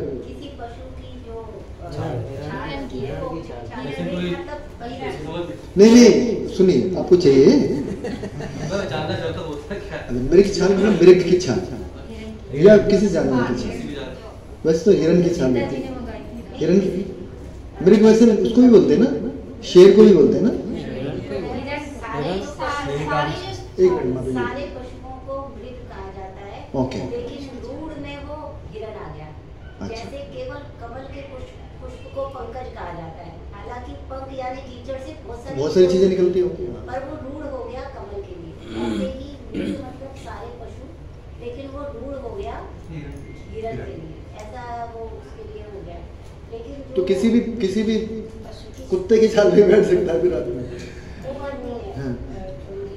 मतलब विशाल का जो जैसे बिछाने का था, जिसमें भगवान जब महेश्वर की बात करते हैं तो वो हमेशा नीचे बिछा के रहते हैं, तो उसका जो पर्पस होता है कि वो नीचे क्यों बिछाना चाहिए, ऐसे में जमीन पे भी बैठ सकते हैं। हाँ।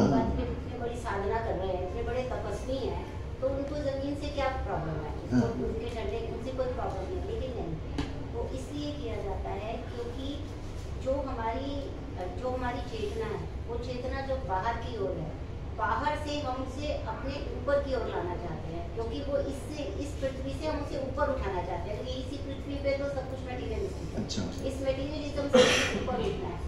ये हमारी गुरुत्वाकर्षण शक्ति जो है पृथ्वी में, ये डायरेक्ट हमसे जब टच होती है तो हमारा सारा जो ध्यान है वो पतिता से ऊपर जा ही नहीं सकता। हम नीचे थिक छाल बिछाते हैं, जिससे कि उसका डायरेक्ट संबंध उस गुरुत्वाकर्षण से हटता है, और फिर हमारी साधना नीचे से ऊपर की ओर होती है।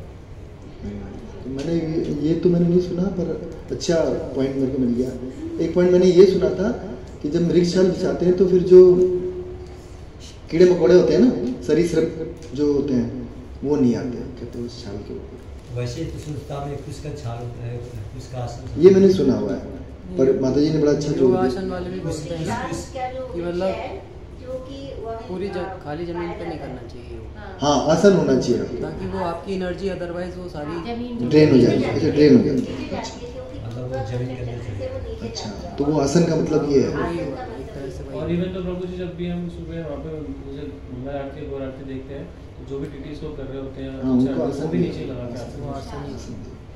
तो आसन का इम्पोर्टेंट है। एक आसन ये हो गया और एक आसन का मतलब ये होगा कि हम अपने मन को कोई आयाम दे दें, चाहे वो बैठ के करें चाहे चलते हुए करें, हमारी जैसी स्थिति है ना, तो मन को कुछ आयाम देना जरूरी है। एक बिंदु पर स्थिर करके हृदय को शुद्ध करने का योगाभ्यास का प्रयास करें, ठीक है। और श्रील प्रभुपाद कह रहे हैं कि कलयुग में इतनी समस्याएं हैं, प्रायेण अल्पायुषः सभ्य कलो अस्मिन् युगे जन मंदा सुमंद मतयो मंद भाग्यायी उपद्रुता। मंद है, मंद भाग्य है और फिर उपद्रुता है। अगर कुछ नहीं है तो फिर लड़ाई झगड़ा करते हैं हम लोग। तो उस स्थिति में ये ध्यान करना तो बहुत ही इम्पॉसिबल है, ठीक है। मृग छाल तो फिर भी प्रोवाइड हो जाएगी कमल प्रभु जी, लेकिन ये सारी समस्याएं बनी रहती है हमारे साथ। तो इसलिए हमें क्या करना है, हरे नाम हरे नाम हरे नाम है केवल। ठीक है, अभी नेक्स्ट करते हैं। क्या टाइम है? हाँ है टाइम। तो इसको भी हम नेक्स्ट दोनों श्लोकों को भी करने का प्रयास करेंगे। कैसे करेंगे? नीचे जो संधि विच्छेद लिखे हैं उनसे पढ़ेंगे, ठीक है, और बहुत धीरे पढ़ेंगे ताकि हम उसका अर्थ भी पढ़ पाए, ठीक है। रेडी? यस और नो? समं काय शिरः ग्रीवं धारयन् अचलं स्थिरः संप्रेक्ष्य नासिकाग्रम। ये 8 हो गए माता जी? 1 2 3 6 और 2 8। हाँ, संप्रेक्ष्य नासिकाग्रम स्वदिश स्वं दिशः च स्वं दिशश्च अवलोकयन् प्रशांतात्मा विगतभिः ब्रह्मचारी व्रते स्थितः मनः संयम्य मच्चित्तः युक्त आसीत मत्परः।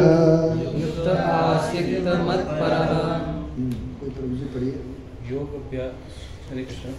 योग अभ्यास करने वाले को चाहिए कि वो अपने शरीर, गर्दन, सिर को सीधा रखे और नाक के आगे हिस्से पर दृष्टि लगाए। इस प्रकार वह अविचलित तथा दमित मन से, भय रहित विषय जीवन से पूर्णतः मुक्त होकर अपने हृदय में मेरे चिंतन करे और मुझे ही अपना चरम लक्ष्य बनाए। पढ़िए इसका अनुवाद। तात्पर्य श्रील प्रभुपाद की जय। जीवन का उद्देश्य कृष्ण को जानना है, जो प्रत्येक जीव के हृदय में चतुर्भुज परमात्मा के रूप में स्थित है। योगाभ्यास का प्रयोजन विष्णु के इसी अंतर्यामी रूप की खोज करने तथा देखने के अतिरिक्त और कुछ नहीं है। योगाभ्यास का क्या प्रयोजन है? परमात्मा रूप को ढूंढते हैं, ठीक है। अंतर्यामी विष्णु रूप प्रत्येक व्यक्ति के हृदय में निवास करने वाले कृष्ण के स्वांश है, स्वांश रूप है, जो इस विष्णु मूर्ति की अनुभूति करने के अतिरिक्त किसी अन्य कपट योग में लगा रहता है, वह निसंदेह अपने समय का अपव्यय करता है। कृष्ण ही जीवन के परम लक्ष्य हैं। प्रत्येक हृदय में स्थित विष्णु मूर्ति ही योगा अभ्यास का लक्ष्य है। हृदय के भीतर इस विष्णु मूर्ति की अनुभूति प्राप्त करने के लिए ब्रह्मचार्य व्रत अनिवार्य है। हाँ, तो परमात्मा पे ध्यान करने के लिए क्या अनिवार्य है? ब्रह्मचर्य। हम भी ध्यान लगा रहे हैं तो हमारे लिए भी क्या जरूरी है? ब्रह्मचर्य व्रत। ठीक बात, ये हमारे लिए। अतः मनुष्य पढ़ो। अंतः मनुष्य को चाहिए कि वह घर छोड़ दे और किसी एकांत स्थान में बताई गई विधि से असीम होकर रहे। नित्य प्रति घर में या अन्यत्र मैथुन भोग करते हुए और तथाकथित योग की कक्षा में जाने मात्र से कोई योगी नहीं हो जाता। उसे मन को संयमित करने का अभ्यास करना होता है और सभी प्रकार की इंद्रिय तृप्ति से, जिसमें मैथुन जीवन मुख्य है, बचना होता है। महान ऋषि याज्ञवल्क्य ने ब्रह्मचर्य के नियमों को बताया। कर्मा मनसा वाचा सर्वस्तु अवस्थासु सर्वदा सर्वत्र ब्रह्मचर्य सभी कालों में, सभी अवस्थाओं में तथा सभी स्थानों में मनसा वाचा करना, मैथुन भोग से पूर्णतः दूर रहने में सहायता करना ही ब्रह्मचर्य व्रत का लक्ष्य है। मैथुन में प्रवृत्त रहकर योग अभ्यास नहीं किया जा सकता। इसलिए बचपन से जब मैथुन का कोई ज्ञान नहीं होता तो ब्रह्मचर्य की शिक्षा दी जाती है। 5 वर्ष की आयु में बच्चे को गुरुकुल भेजा जाता है, जहाँ गुरु उन्हें ब्रह्मचारी बनने के दृढ़ नियमों की शिक्षा देता है। ऐसे अभ्यास के बिना किसी भी योग में उन्नति नहीं की जा सकती, चाहे वो ध्यान हो या ज्ञान हो या भक्ति। किंतु जो व्यक्ति विवाहित जीवन के विधि विधानों का पालन करता है और अपनी ही पत्नी से मैथुन संबंध रखता है, वह भी ब्रह्मचारी कहलाता है। ऐसे संयमशील गृहस्थ ब्रह्मचारी को भक्ति संप्रदाय में स्वीकार किया जाता है, किंतु ज्ञान तथा ध्यान संप्रदाय वाले ऐसे गृहस्थ ब्रह्मचारी को भी प्रवेश नहीं देते। उनके लिए पूर्ण ब्रह्मचारी अनिवार्य है। भक्ति संप्रदाय में गृहस्थ ब्रह्मचारी को संयमित मैथुन की अनुमति रहती है, क्योंकि वह भक्ति संप्रदाय इतना शक्तिशाली है कि वह भगवान की सेवा में लगे रहने से स्वतः ही मैथुन का आकर्षण त्याग देता है। भगवद गीता 2.49 में कहा गया है, विषय 59 विषय विनिवर्तन्ते निराहारस्य देहिनां रसोरजसोऽप्यस्य परं दृष्ट्वा निवर्तन्ते। जहाँ अन्यों को विषय भोग से दूर रहने के लिए बाध्य किया जाता है, वही भगवत भक्त भगवत स्वादन के कारण इंद्रिय तृप्ति से स्वतः विरक्त हो जाता है। भक्त को छोड़ के अन्य किसी को इस अनुपम रस का ज्ञान नहीं होता।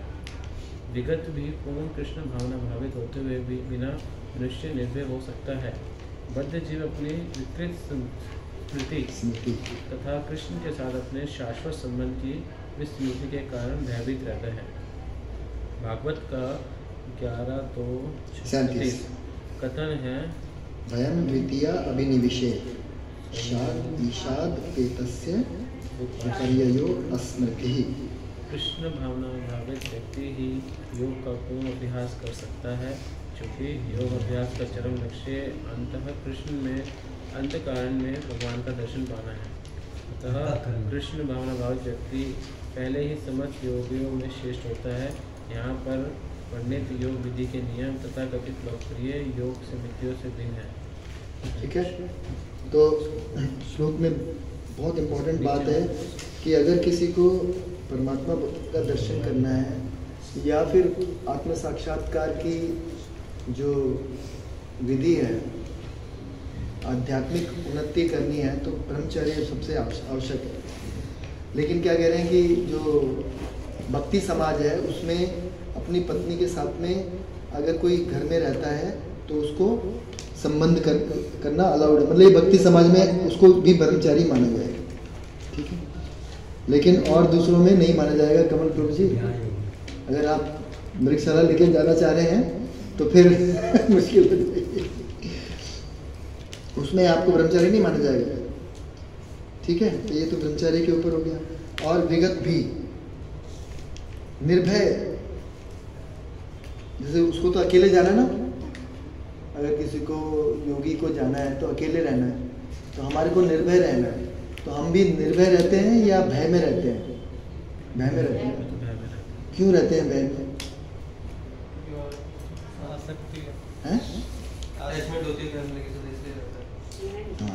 भयम द्वितीया विनिवेश, यहाँ पे बताया। क्यों? आप सही कह रहे हो, अटैचमेंट होती है। और क्या होता है? ज्ञान नहीं होता। और क्या होता है? भय क्यों होता है? मोह होता है। तो कृष्ण के अलावा हमने कह रहे ना, कृष्ण को भूल गए। बद्ध जीव अपनी विकृत स्मृति तथा कृष्ण के साथ अपने शाश्वत संबंधी की विस्मृति के कारण भयभीत रहते। भयम द्वितीया अभिनिवेश, मतलब जहाँ हमें अभिनिवेश करना था अपनी बुद्धि को, वहाँ तो किया नहीं, और चीज़ों में किया है ना, मेरा घर, मेरी कार, मेरा फैमिली, मेरा राष्ट्र, कितनी सारी चीज़ों में डिवाइडेड है, तो फिर क्या है, भय होना ही है। श्रील प्रभुपाद बताते हैं कि जैसे लिखते हैं ना, वो जो बुक नहीं आती, हैंड बुक, क्या बोलते हैं उसको, भगवत दर्शन, उसमें लिखा होता है ना ऊपर, जहाँ कृष्ण तहाँ नहीं मायार अधिकार, कृष्ण सूर्यसम, हाँ, कृष्ण सूर्यसम माया अंधकार, जहाँ कृष्ण तहाँ नहीं मायार अधिकार। तो होता क्या है कि हम भूल जाते हैं कि कृष्ण है। आपने देखा कभी हम बहुत गुस्सा हो गए और फिर हमें ध्यान आया कि ओ माय गुडनेस, मैं गुस्सा यूं हो गया कि मैं समझ ही नहीं पाया कि इसमें भी कृष्ण का कुछ रोल था। ऐसा भी हो सकता। तो पहली स्टेज है कि मुझे याद ही नहीं रहेगा कौन है कृष्ण, मुझे पता है। दूसरी स्टेज क्या है कि हमें बताया गया, सुना, हमें बताया गया, हमने सुना, फिर भी याद तो रहता नहीं है। हम अपने स्वभाव, कौन करता कौन कौन होते हैं, 3 करता पढ़े थे ना हमने। जीव सोचता है मैं हूँ, लेकिन वो खाली इच्छा करता है। करता कौन है, स्वभाव करता है, हमारे 3 गुण, और या तो फिर भगवान उसको अनुमति देते हैं। तो जब उसको पता चल जाता है तो फिर धीरे धीरे वो देखता है कि यार ये तो मेरे स्वभाव के कारण हो गया या दूसरे के स्वभाव के कारण हो गया। तो फिर वो धीरे धीरे देखता है कि किसी तरह से इसमें भगवान का रोल है, तो फिर वो भगवान की उपस्थिति महसूस करने लगता है।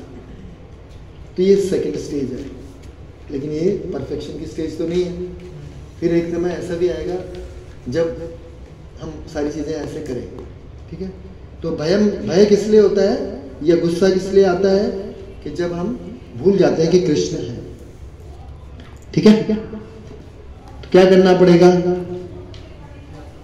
अपने आप को याद दिलाना पड़ेगा। और मान लो हम किसी स्थिति में बहक गए, कुछ हो गया, उल्टा सीधा भी हो गया, उसके बाद जब हम उस पर चिंतन करें तो फिर ये निष्कर्ष जरूर निकलना चाहिए कि was I Krishna conscious at that time. क्या मुझे ये ध्यान था कि कृष्ण है मेरे आसपास, या मेरे को हर परिस्थिति में मदद करने के लिए कृष्ण मुझे मदद करेंगे कि नहीं, ये मेरे को समझ में आता है कि। तो अगर ये नहीं है तभी मैं उस स्थिति में हूँ। अदरवाइज मैंने बहुत बार देखा है कि ऐसा होता है।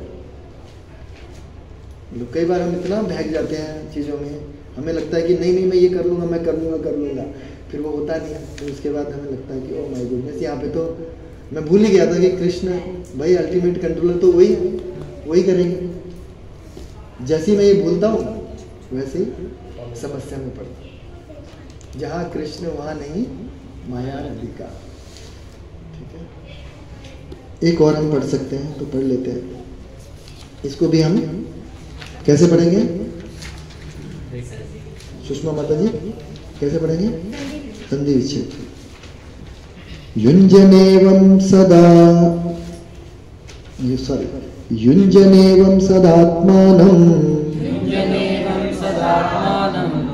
योगी नियतमानसः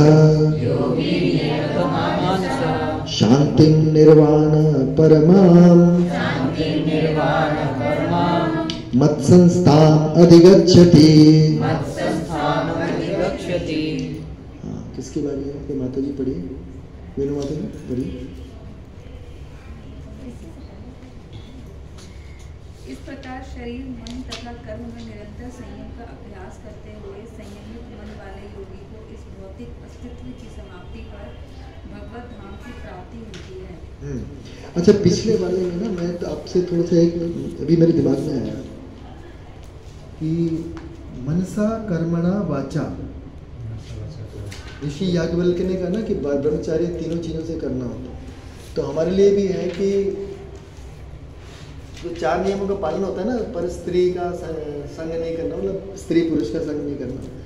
तो हो सकता है ग्रॉस लेवल पे हम ना करते हो, लेकिन मानसिक स्तर पे तो होता ही है, कई बार होता है ना। तो हमें क्या है कि मन से भी नहीं करना है, शरीर से भी नहीं करना है, और कर्म से भी नहीं, तब जाके 4 नियमों के पालन की पूरी कंडीशन पूरी होगी, ठीक है, नहीं तो नहीं होगी। होता है ना, कोई बहुत सुंदर लड़की देख ली, बहुत सुंदर आदमी देख लिया, या कोई ऐसी स्थिति देख ली, उसमें हो ही जाता है। एक बार श्रील प्रभुपाद और उनके शिष्य एक एयरपोर्ट पे बैठे थे और बहुत सुंदर एयर हॉस्टेस आई, मतलब बाहर की स्त्रियाँ तो बड़ी सुंदर होती हैं और एयर हॉस्टेस तो वैसे बड़ी सुंदर। तो वो भक्त ऐसे करके वहाँ से आ रही थी, करते करते करते वो गई, तो ऐसे करते करते उसको देखने लगा। श्री प्रभुपाद ने उसको देख लिया। श्री प्रभुपाद ने पूछा, वाज शी नॉट ब्यूटीफुल? अब ये क्या कहे, यस या नो? तो श्री प्रभुपाद ने कहा कि देखो, अगर कोई मटेरियल वस्तु इतनी सुंदर है या भगवान की क्रिएटेड वस्तु इतनी सुंदर है, तो भगवान कितने सुंदर। See the Krishna consciousness of the person. उस स्थिति में भी Srila Prabhupada could think of Krishna. बस यही अंतर है हमारे अंदर। हमें खाली भौतिक चीजें दिखाई देती हैं, श्रील प्रभुपाद को उसमें भी दिखाई देता है कि इतनी सुंदर वस्तु है तो जरूर कोई उसका कारण। कल सुबह भगवत गीता में गुरु महाराज बता रहे थे, इन्हीं पे चर्चा की है, इन्हीं पे चर्चा की थी। सुंदर को जो हमसे जो मोहित हो जाते हैं, कह रहे ये कुछ भी सुंदरता नहीं, जन लोग, तप लोग, महलों के इसमें जितने भी हैं, बढ़ते जाओगे उतने सुंदरता बढ़ती। जब हम वहाँ उस धाम में चले जाते हैं, वहाँ की जो सुंदरता है वो इतनी आकृष्ट होती है, लेकिन वहाँ पे मन किसी का विचलित नहीं, उसमें भगवान के लिए ध्यान देता है। जो वहाँ पे जो तो यहाँ पे जो प्रसंग है वो ये है कि हमें मन से भी 4 नियमों को पालन करना। खाने की वस्तु के लिए भी हो सकता है, भोग बना है, भगवान के लिए भोग बना है, इसीलिए कहते हैं भगवान के भोग को ना ढक के रखना चाहिए। भगवान के भोग को ढक के रखना चाहिए। क्यों? क्योंकि हमारा मन देखता है तो क्या होता है, हम तो जन्म जन्मांतर से भूखे हैं। भूखे नहीं, भूखे तो हैं, मतलब हर चीज को टेस्ट करना चाहते हैं। जगन्नाथपुरी में वो जो आता है उनका बन के, वो एक गुफा सी है, उसमें से जाता है, मतलब सूर्य की रोशनी भी नहीं पड़ने देते वो उस पे। लेकिन जहाँ बाजार में बिकता है प्रसाद, तो भोग लगाने के बाद, भोग लगने से पहले आपको ये पता है, आपको भोग लगाने के लिए वो किसी को दिखना नहीं चाहिए। मतलब कोशिश कीजिए कि आप उसे एकदम ढक दें और केवल भगवान के सामने। और घर में होता भी है, सब लोग घर में चल रहे होते हैं, मतलब ड्राइंग रूम, किचन सब मिक्स है। बच्चों को सब पता ही होता है, ओहो आँखों में 2 मिनट लगाना, बस ज़्यादा देर तो नहीं लगाओगे। कोई बात नहीं, बच्चों ने कई बार तो बस रख के फटाफट 2 मिनट जल्दी कर लो। माता जी, आपके बच्चे कृष्ण कॉन्शियस हैं, देखो कम से कम ये तो कह रहे हैं कि भोग लगाओ। तो कोई बात नहीं, मैं तो बड़ों की बात कर रहा हूँ। हमारी स्थिति है, मन से हम क्या कर रहे हैं। हाँ, मतलब जो भोग लगाते हैं तो मतलब कहते हैं उनका मतलब इस पे ध्यान भी जाता है, तो उनका कोई मतलब उसमें जो भोग लगा रहा है। हाँ, तो लेकिन घर में तो और भी लोग रहते हैं ना, 4-5। और बाहर के मतलब जो भोग लगाते हैं ना, उनकी जगह नजर भी पड़ती है ना, उस पर तो फर्क नहीं है।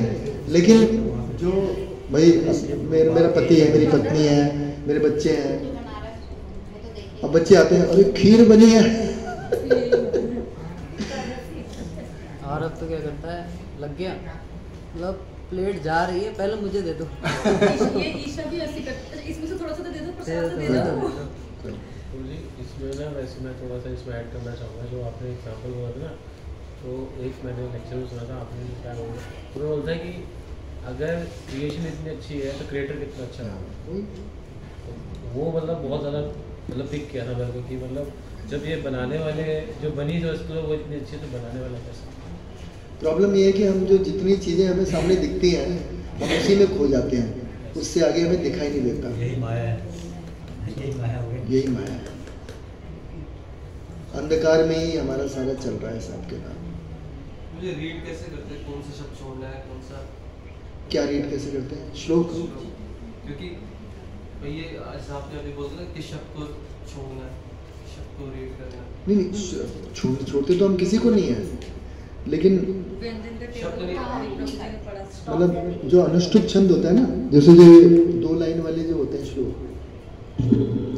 उनको ज़्यादातर अनुष्टुप छंद में बोला जाता है। अनुष्टुप छंद का मतलब क्या हो गया कि 8-8 में बोलना है। अब उस 8 में क्या काउंट होंगे क्या नहीं होंगे, जैसे देखो, समम काय शिरो ग्रीवम, इसमें लगभग 2, 2, 4, 2, 6, 2, 8 पूरे हैं। धारयन अचलम स्थिरा, तो 1, 2, 3 ना, जो बड़ा वाला ना है वो तो पूरा हो गया माता जी, है ना? 3 और 2 5 और तो 7 ही हुए। धारयन 4 और 2 6 और 2 8, आधा सा नहीं काउंट होगा। सिलेबल्स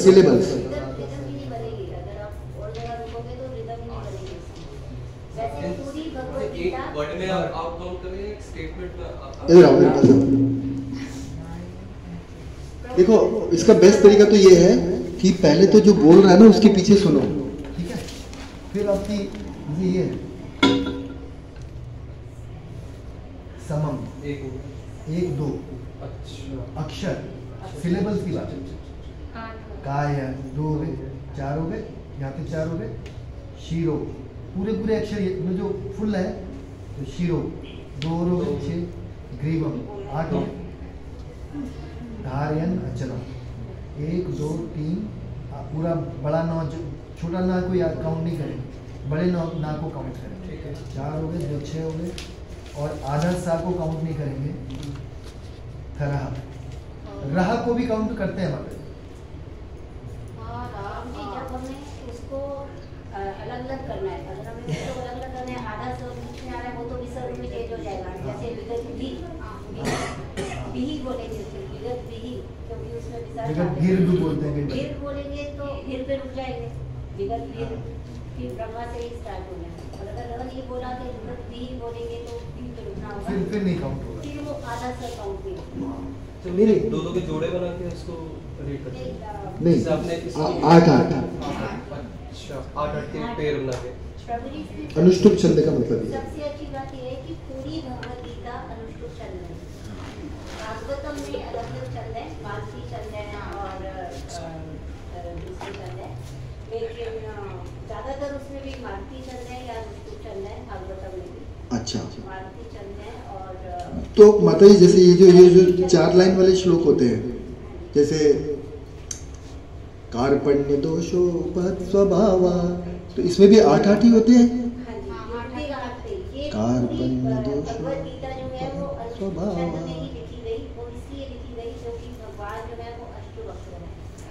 अच्छा, भगवान श्री कृष्ण जो है उन्हें अष्टवक्र भी कहा गया है कि वो 8 जगह से टेढ़े खड़े होते थे, तो इसलिए 8 का ही इसमें अनुष्टुप जो छंद होता है उसमें 8 की ही वैल्यू है, क्योंकि 4 पाद होते हैं हर एक श्लोक में, 4 पाद होते हैं, हर 4 पाद होते हैं, दो बन जाते हैं तो 8 हो जाते हैं। तो इसीलिए पूरी भगवद गीता में अनुष्टुप छंद ही है, तो ये बताता है कि इस भगवद गीता का प्रत्येक पाठ, प्रत्येक श्लोक भगवान कृष्ण है। अच्छा, इस तरह से। हरी हरी बोल, क्या बात है। मैं वही देख रहा था। माता जी, जैसे इसमें हम काउंट करेंगे 7वां श्लोक निकालिए, सभी एक बार निकाल लीजिए, दूसरे अध्याय का 7वां श्लोक। कार्पण्य दोषोपहत स्वभावा 1 2 3 4 5 6 7 8 9 10 11 12 होने चाहिए मेरे हिसाब से। 1 2 माता जी थोड़ा सा इस पे 1 2 3 4 5 6 7 8 9 10 11 हो 4 4 5 3 और 1 4 समूह 6 7 8 माता जी 11 हमारे अज्ञान की भी सीमा नहीं है, हमने ढूंढ लिया। आप थोड़ा सा इस पे बताइएगा कुछ कि ये कैसे अनुष्टुप छंद है। ये कैसे अनुष्टुप छंद है वो भी बताओ। हाँ, ये बता दीजिएगा, ठीक है। छोटा वाला ऐसे जाएगा का 6 नंबर दोषो भगवत स्वभाव पिच्छा समूढ़ चेता यशेया शांतिता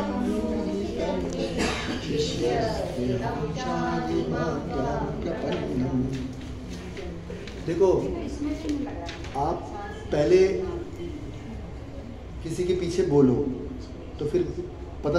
अब जैसे आपने कैसे हिंदी भाषा सीखी? मम्मी पापा से घर में बोल बोल के ना। हम कितनी संस्कृत बोलते हैं? जीरो।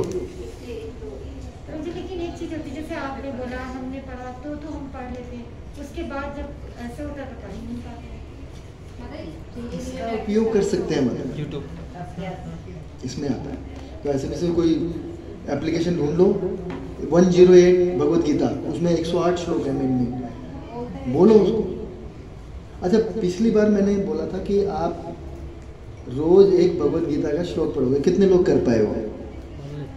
कोई भी पढ़ ले, कोई भी याद भी कर रहे हैं। हाँ, याद भी कर रहे हैं। वो ग्रुप में भेजते हैं, प्रभु जी भेज रहे हैं उसको ग्रुप में। तो आप प्लीज कम से कम वही पढ़ लीजिए, वही श्लोक।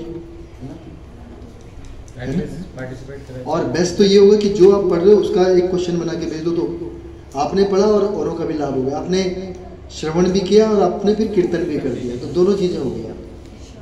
ठीक है, लेकिन कम से कम रजनी माता जी आप कर पाए, एक श्लोक पढ़ पाए डेली भगवत गीता का?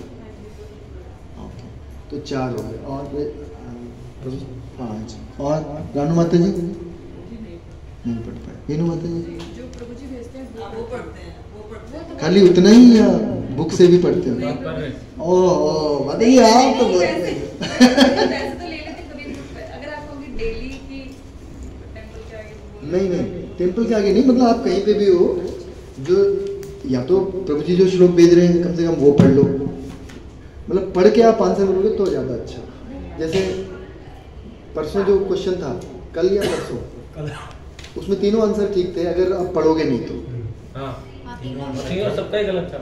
और मैं बताऊं, जब हम क्वेश्चन बनाते हैं ना, मैं आपको एक वो दे रहा हूँ, जब हम क्वेश्चन बनाते हैं तो हमें ये ध्यान रखना चाहिए कि it should not be a general answer जो किसी भी स्थिति में यस हो जाता हो। या तो हमें क्वेश्चन ही वो उठाएं। भगवद गीता में तो हम एक लाइन में उठा सकते हैं, भाई ये लाइन कहाँ पे, इस लाइन का क्या अर्थ है, या इस लाइन के में एक शब्द छोड़ दो, तो वो भी अपने अपने क्वेश्चन बन जाएगा। लेकिन उसके आंसर बड़े एक ही होना चाहिए आंसर, तब ज़्यादा अच्छा। लेकिन प्रभु जी इतना मेहनत कर रहे हैं, उठा के फॉरवर्ड तो कर रहे हैं, पढ़ते भी हैं। मैंने पूछा उनसे, तो कम से कम हम लाभ उठा सकते हैं उसका। कोई भक्त तो कर रहा है, इतना सब लिख रहा है, तो एक श्लोक पढ़ने का आपको लाभ हो जाएगा। कितने लोग अपने गुरु महाराज से सुन रहे हैं, जो गुरु महाराज जिन्होंने चूज कर लिए हैं और वो सुन रहे हैं? आप सुन रहे हो माता जी डेली? रजनी माता जी तो शुरू कीजिए। शिव प्रभु जी मैं सुनता जब टाइम मिलता तो सुनता। डेली की बात कर रहा हूँ मैं, डेली मतलब दिन में आपको कभी टाइम लग जाता है? जब भी टाइम, जब हाँ जब भी, मतलब ऐसा नहीं है कि सुबह ही सुनना है। जब गाड़ी चलाता तो भी लगा के फिर सुनता रहता। हाँ प्रभु जी आप? अच्छा, वीकली या डेली 2 बार या वीकली 2 बार? और औरों से सुनते हो? पर अपने गुरु महाराज से जरूर सुनिए, मतलब जो जिनको आप चुन रहे हो। और आपको पता है कि आपके गुरु महाराज कहीं भी रहते हो, हम परस्यू यहाँ से कर सकते हैं। We can pursue the diksha process from here. Ranu Mata ji आपने लास्ट टाइम कुछ पूछा था मुझसे, मैंने भेजा नहीं शायद आपको ना, क्या था वो? गुरु महाराज जी का कौन सा लिंक है? अमित जी भेज दो जरा लिंक। हाँ मतलब कि वो जुड़ जाए उससे। अच्छा हाँ। आप एक बार ग्रुप में डाल दीजिए। जो भक्ति आश्रय वैष्णव स्वामी महाराज से जुड़ना चाहते हैं, उनसे सुनना चाहते हैं, वो प्रभु जी लिंक भेज देंगे। नए भक्त भी सारे लगे हैं इसमें, कम से कम 800 भक्त होते हैं, 800। हाँ, अगर सुबह 6:30 बजे आप जुड़ गए, बहुत अच्छा माहौल होता है। मॉर्निंग प्रोग्राम भी होता है, पूरा मॉर्निंग 4:30 बजे से शुरू हो जाता है। जब करते हैं फिर वो भगवद गीता, मतलब बहुत कुछ है। वो घर में बैठ के मॉर्निंग प्रोग्राम करने का बहुत बढ़िया साधन है। वो चैतन्य शिष्टाष्टकम भी बोलते हैं शायद, है ना? कुछ दिन तो मैंने भी सुना है उसमें। अभी शाम को भगवद गीता क्लास आज शाम को। अच्छा चल रही है कुछ? 1 घंटे की होती है? चल रही होगी, मतलब डेली नहीं, आज से शुरू हो रही है। आज से शुरू हुई है? अच्छा। सुबह भागवतम भी होती है? वो पहले चल रही थी गीता क्लास, अब बीच में डिसकंटिन्यू हुई क्योंकि कहीं बाहर जाते हैं ना। सुबह वाली 6:30 वाली वो डिसकंटिन्यू, तो अब महाराज नहीं आते। अब सुबह महाराज नहीं आते। और सबसे बड़ी बात है कि सुबह सुबह संत के दर्शन हो गए, आपको वाणी सुन ली, बहुत अच्छी होती है। मतलब वो चीज़ हमें तो ध्यान भी रहता है पूरे दिन। म्यांमार वगैरह में रहता है। अभी तो म्यांमार वगैरह में तो वहाँ नेट कनेक्टिविटी, टाइमिंग डिफरेंस नहीं होता। लेक्चर आता है, मतलब इधर उधर आता है, सुबह नहीं आता। राम की भक्ति। ठीक है, तो ये जरूर कीजिए। और 16 माला आपने अवश्य ही करनी, चाहे कुछ हो जाए। ठीक है, उसमें मतलब ढील नहीं होनी चाहिए। ठीक है ना?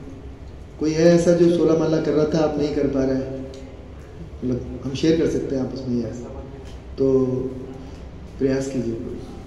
मैं समझता हूँ माता जी का था, उसके बाद भी हो रहा है। अभी डिस्टर्ब माहौल वैसे ही चल रहा है, मतलब अब तो घर का डिस्टर्बेंस नहीं है, मन का डिस्टर्बेंस। मन का तो समय सदैव रहेगा। सौंदे माता जी अभी भी उतनी हो रही है आपकी? 25, 20, 16 माला।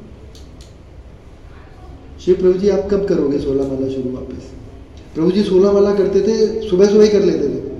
अब प्रभु जी चले गए गुड़गांव, गुरुग्राम में चले गए आप, तो गुरु के नजदीक चले गए गुड़गांव।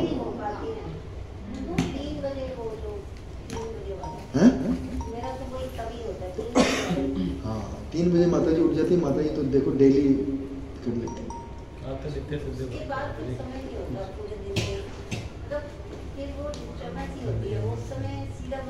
नहीं, या तो एक ऐसा कर लो, मेरी बात सुनो, जिन लोगों को सुबह उठने में दिक्कत है वो 3 बजे उठ जाओ,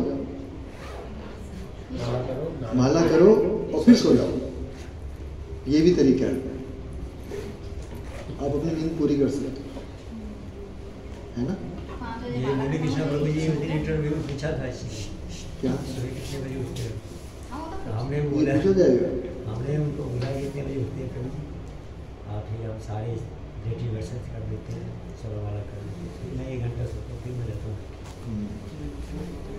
क्योंकि अगर 3 बजे उठोगे तो थोड़ा रेस्ट करना जरूरी होगा। अगर आपका दिन में बहुत शारीरिक कार्य है, 4 साढ़े 4 घंटे।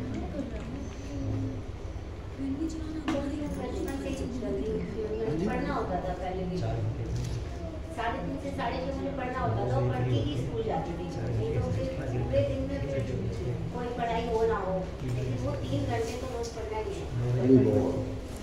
तो फिर आपने जब मुझे बोला तभी फिर मुझे लगा कि जब मैं वो पढ़ सकती हूँ तो मैं ये भी कर सकती हूँ। आप तो बिल्कुल तैयार थी माता जी। आप माता जी उदाहरण है कि कैसे कोई ज्ञान योग से भक्ति योग में आता है। माता जी इसका साक्षात उदाहरण है। And I always appreciate this. मैं श्रील प्रभुपाद की बातों को सुनता था, पढ़ा था, ये मैंने जब माता जी हमें मिली तो मुझे साक्षात उदाहरण मिला।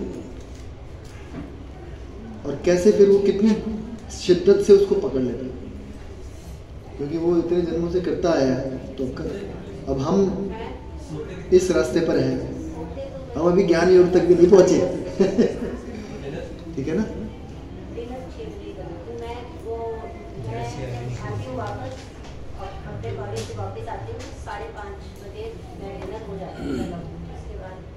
सही है। ठीक है, तो अगर आप लोग अगर चाहें तो हम सुबह मॉर्निंग चैंटिंग भी कर सकते हैं करते, अगर आप लोग आए। और रीडिंग में कम आ रहे हो सब लोग शाम को, क्यों ऐसा क्यों है? श्रीमद् भागवतम की आपको पता है ना, श्रीमद् भागवतम खाली रीड करने से आपके सारे अभद्र दूर हो जाएंगे। और अभद्र क्या है? अभद्र का क्या मतलब बताया था श्रील प्रभुपाद ने वहाँ पे, ध्यान है किसी को? अभद्राणी, उसका लिटरल मीनिंग लिखा हुआ है भौतिक भोग की इच्छा, ये अभद्र है। तो ये अभद्र कौन चाहता है कि उसके अभद्र दूर हो जाए, भौतिक भोगों की इच्छा दूर हो जाए? भगवत गीता में देखो अभी हम यही पढ़ रहे हैं, है ना? कितनी जगह आ गया इंद्र तृप्ति, भौतिक इच्छा, भौतिक इच्छा। तो इससे दूर तो होना ही पड़ेगा अगर हम उन्नति करना चाहते। तो जो ये करना चाहता है उसे निमंत्रण है कि वो शाम को भागवतम की क्लास में आए, चाहे मैं मेरे से सुनने में, रामा शक्ति जी से सुनने में या निशी माता जी सुनने में आपको अच्छा लगता हो, नहीं लगता हो, लेकिन आपके अभद्र दूर होते हैं, ठीक है, तो उसके लिए हमें आना चाहिए। उस समय प्रभु जी आते हैं, समय मैं जुड़ नहीं पाती 8 बजे, वो एकदम बेटा भी उसी टाइम आता है, प्रभु जी उसी टाइम आते हैं, तो कई माताओं के लिए थोड़ा सा मुश्किल है। रजनीश माता जी ने बड़ा अच्छा रूटीन बना लिया, शी इज ऑलवेज, मेरे को लगता था क्योंकि माताओं के लिए सबसे मुश्किल होता है ना शाम का टाइम, कोई आएगा उसको डिनर देना है। सुबह उससे पूरा सुबह 7:30 से 8 में हर हाल में भागवतम करती हूँ। वो आप कर रही हो, तो आप सबको निमंत्रण है कि आप शाम को कोशिश कीजिए कि भागवतम क्लास से जुड़िए, ठीक है। ऑफिस जाती हूँ 7:30 से, मैं सारे काम करके सबका सब काम करके 7:30 से 8 भागवतम पढ़ती हूँ और 8 बजे फौरन भाग जाती हूँ। पहले से तैयार होकर बैठी। वो आने 3:30 बजे उठ जाओगे तो सब हो जाएगा, ये लेके चलो। मतलब उसके लिए सोना भी तो पड़ेगा ना, सोना पड़ेगा, उसके लिए आपको 9:30 तक सो जाना, 9 साढ़े 9 तक सो जाना। 2-3 घंटे भी सो जाओ। हम भी एक दिन लेट हो जाते हैं ना, तो अगले दिन ढीला हो जाता है। देखो माता जी का ना फिजिकल वर्क उतना नहीं है,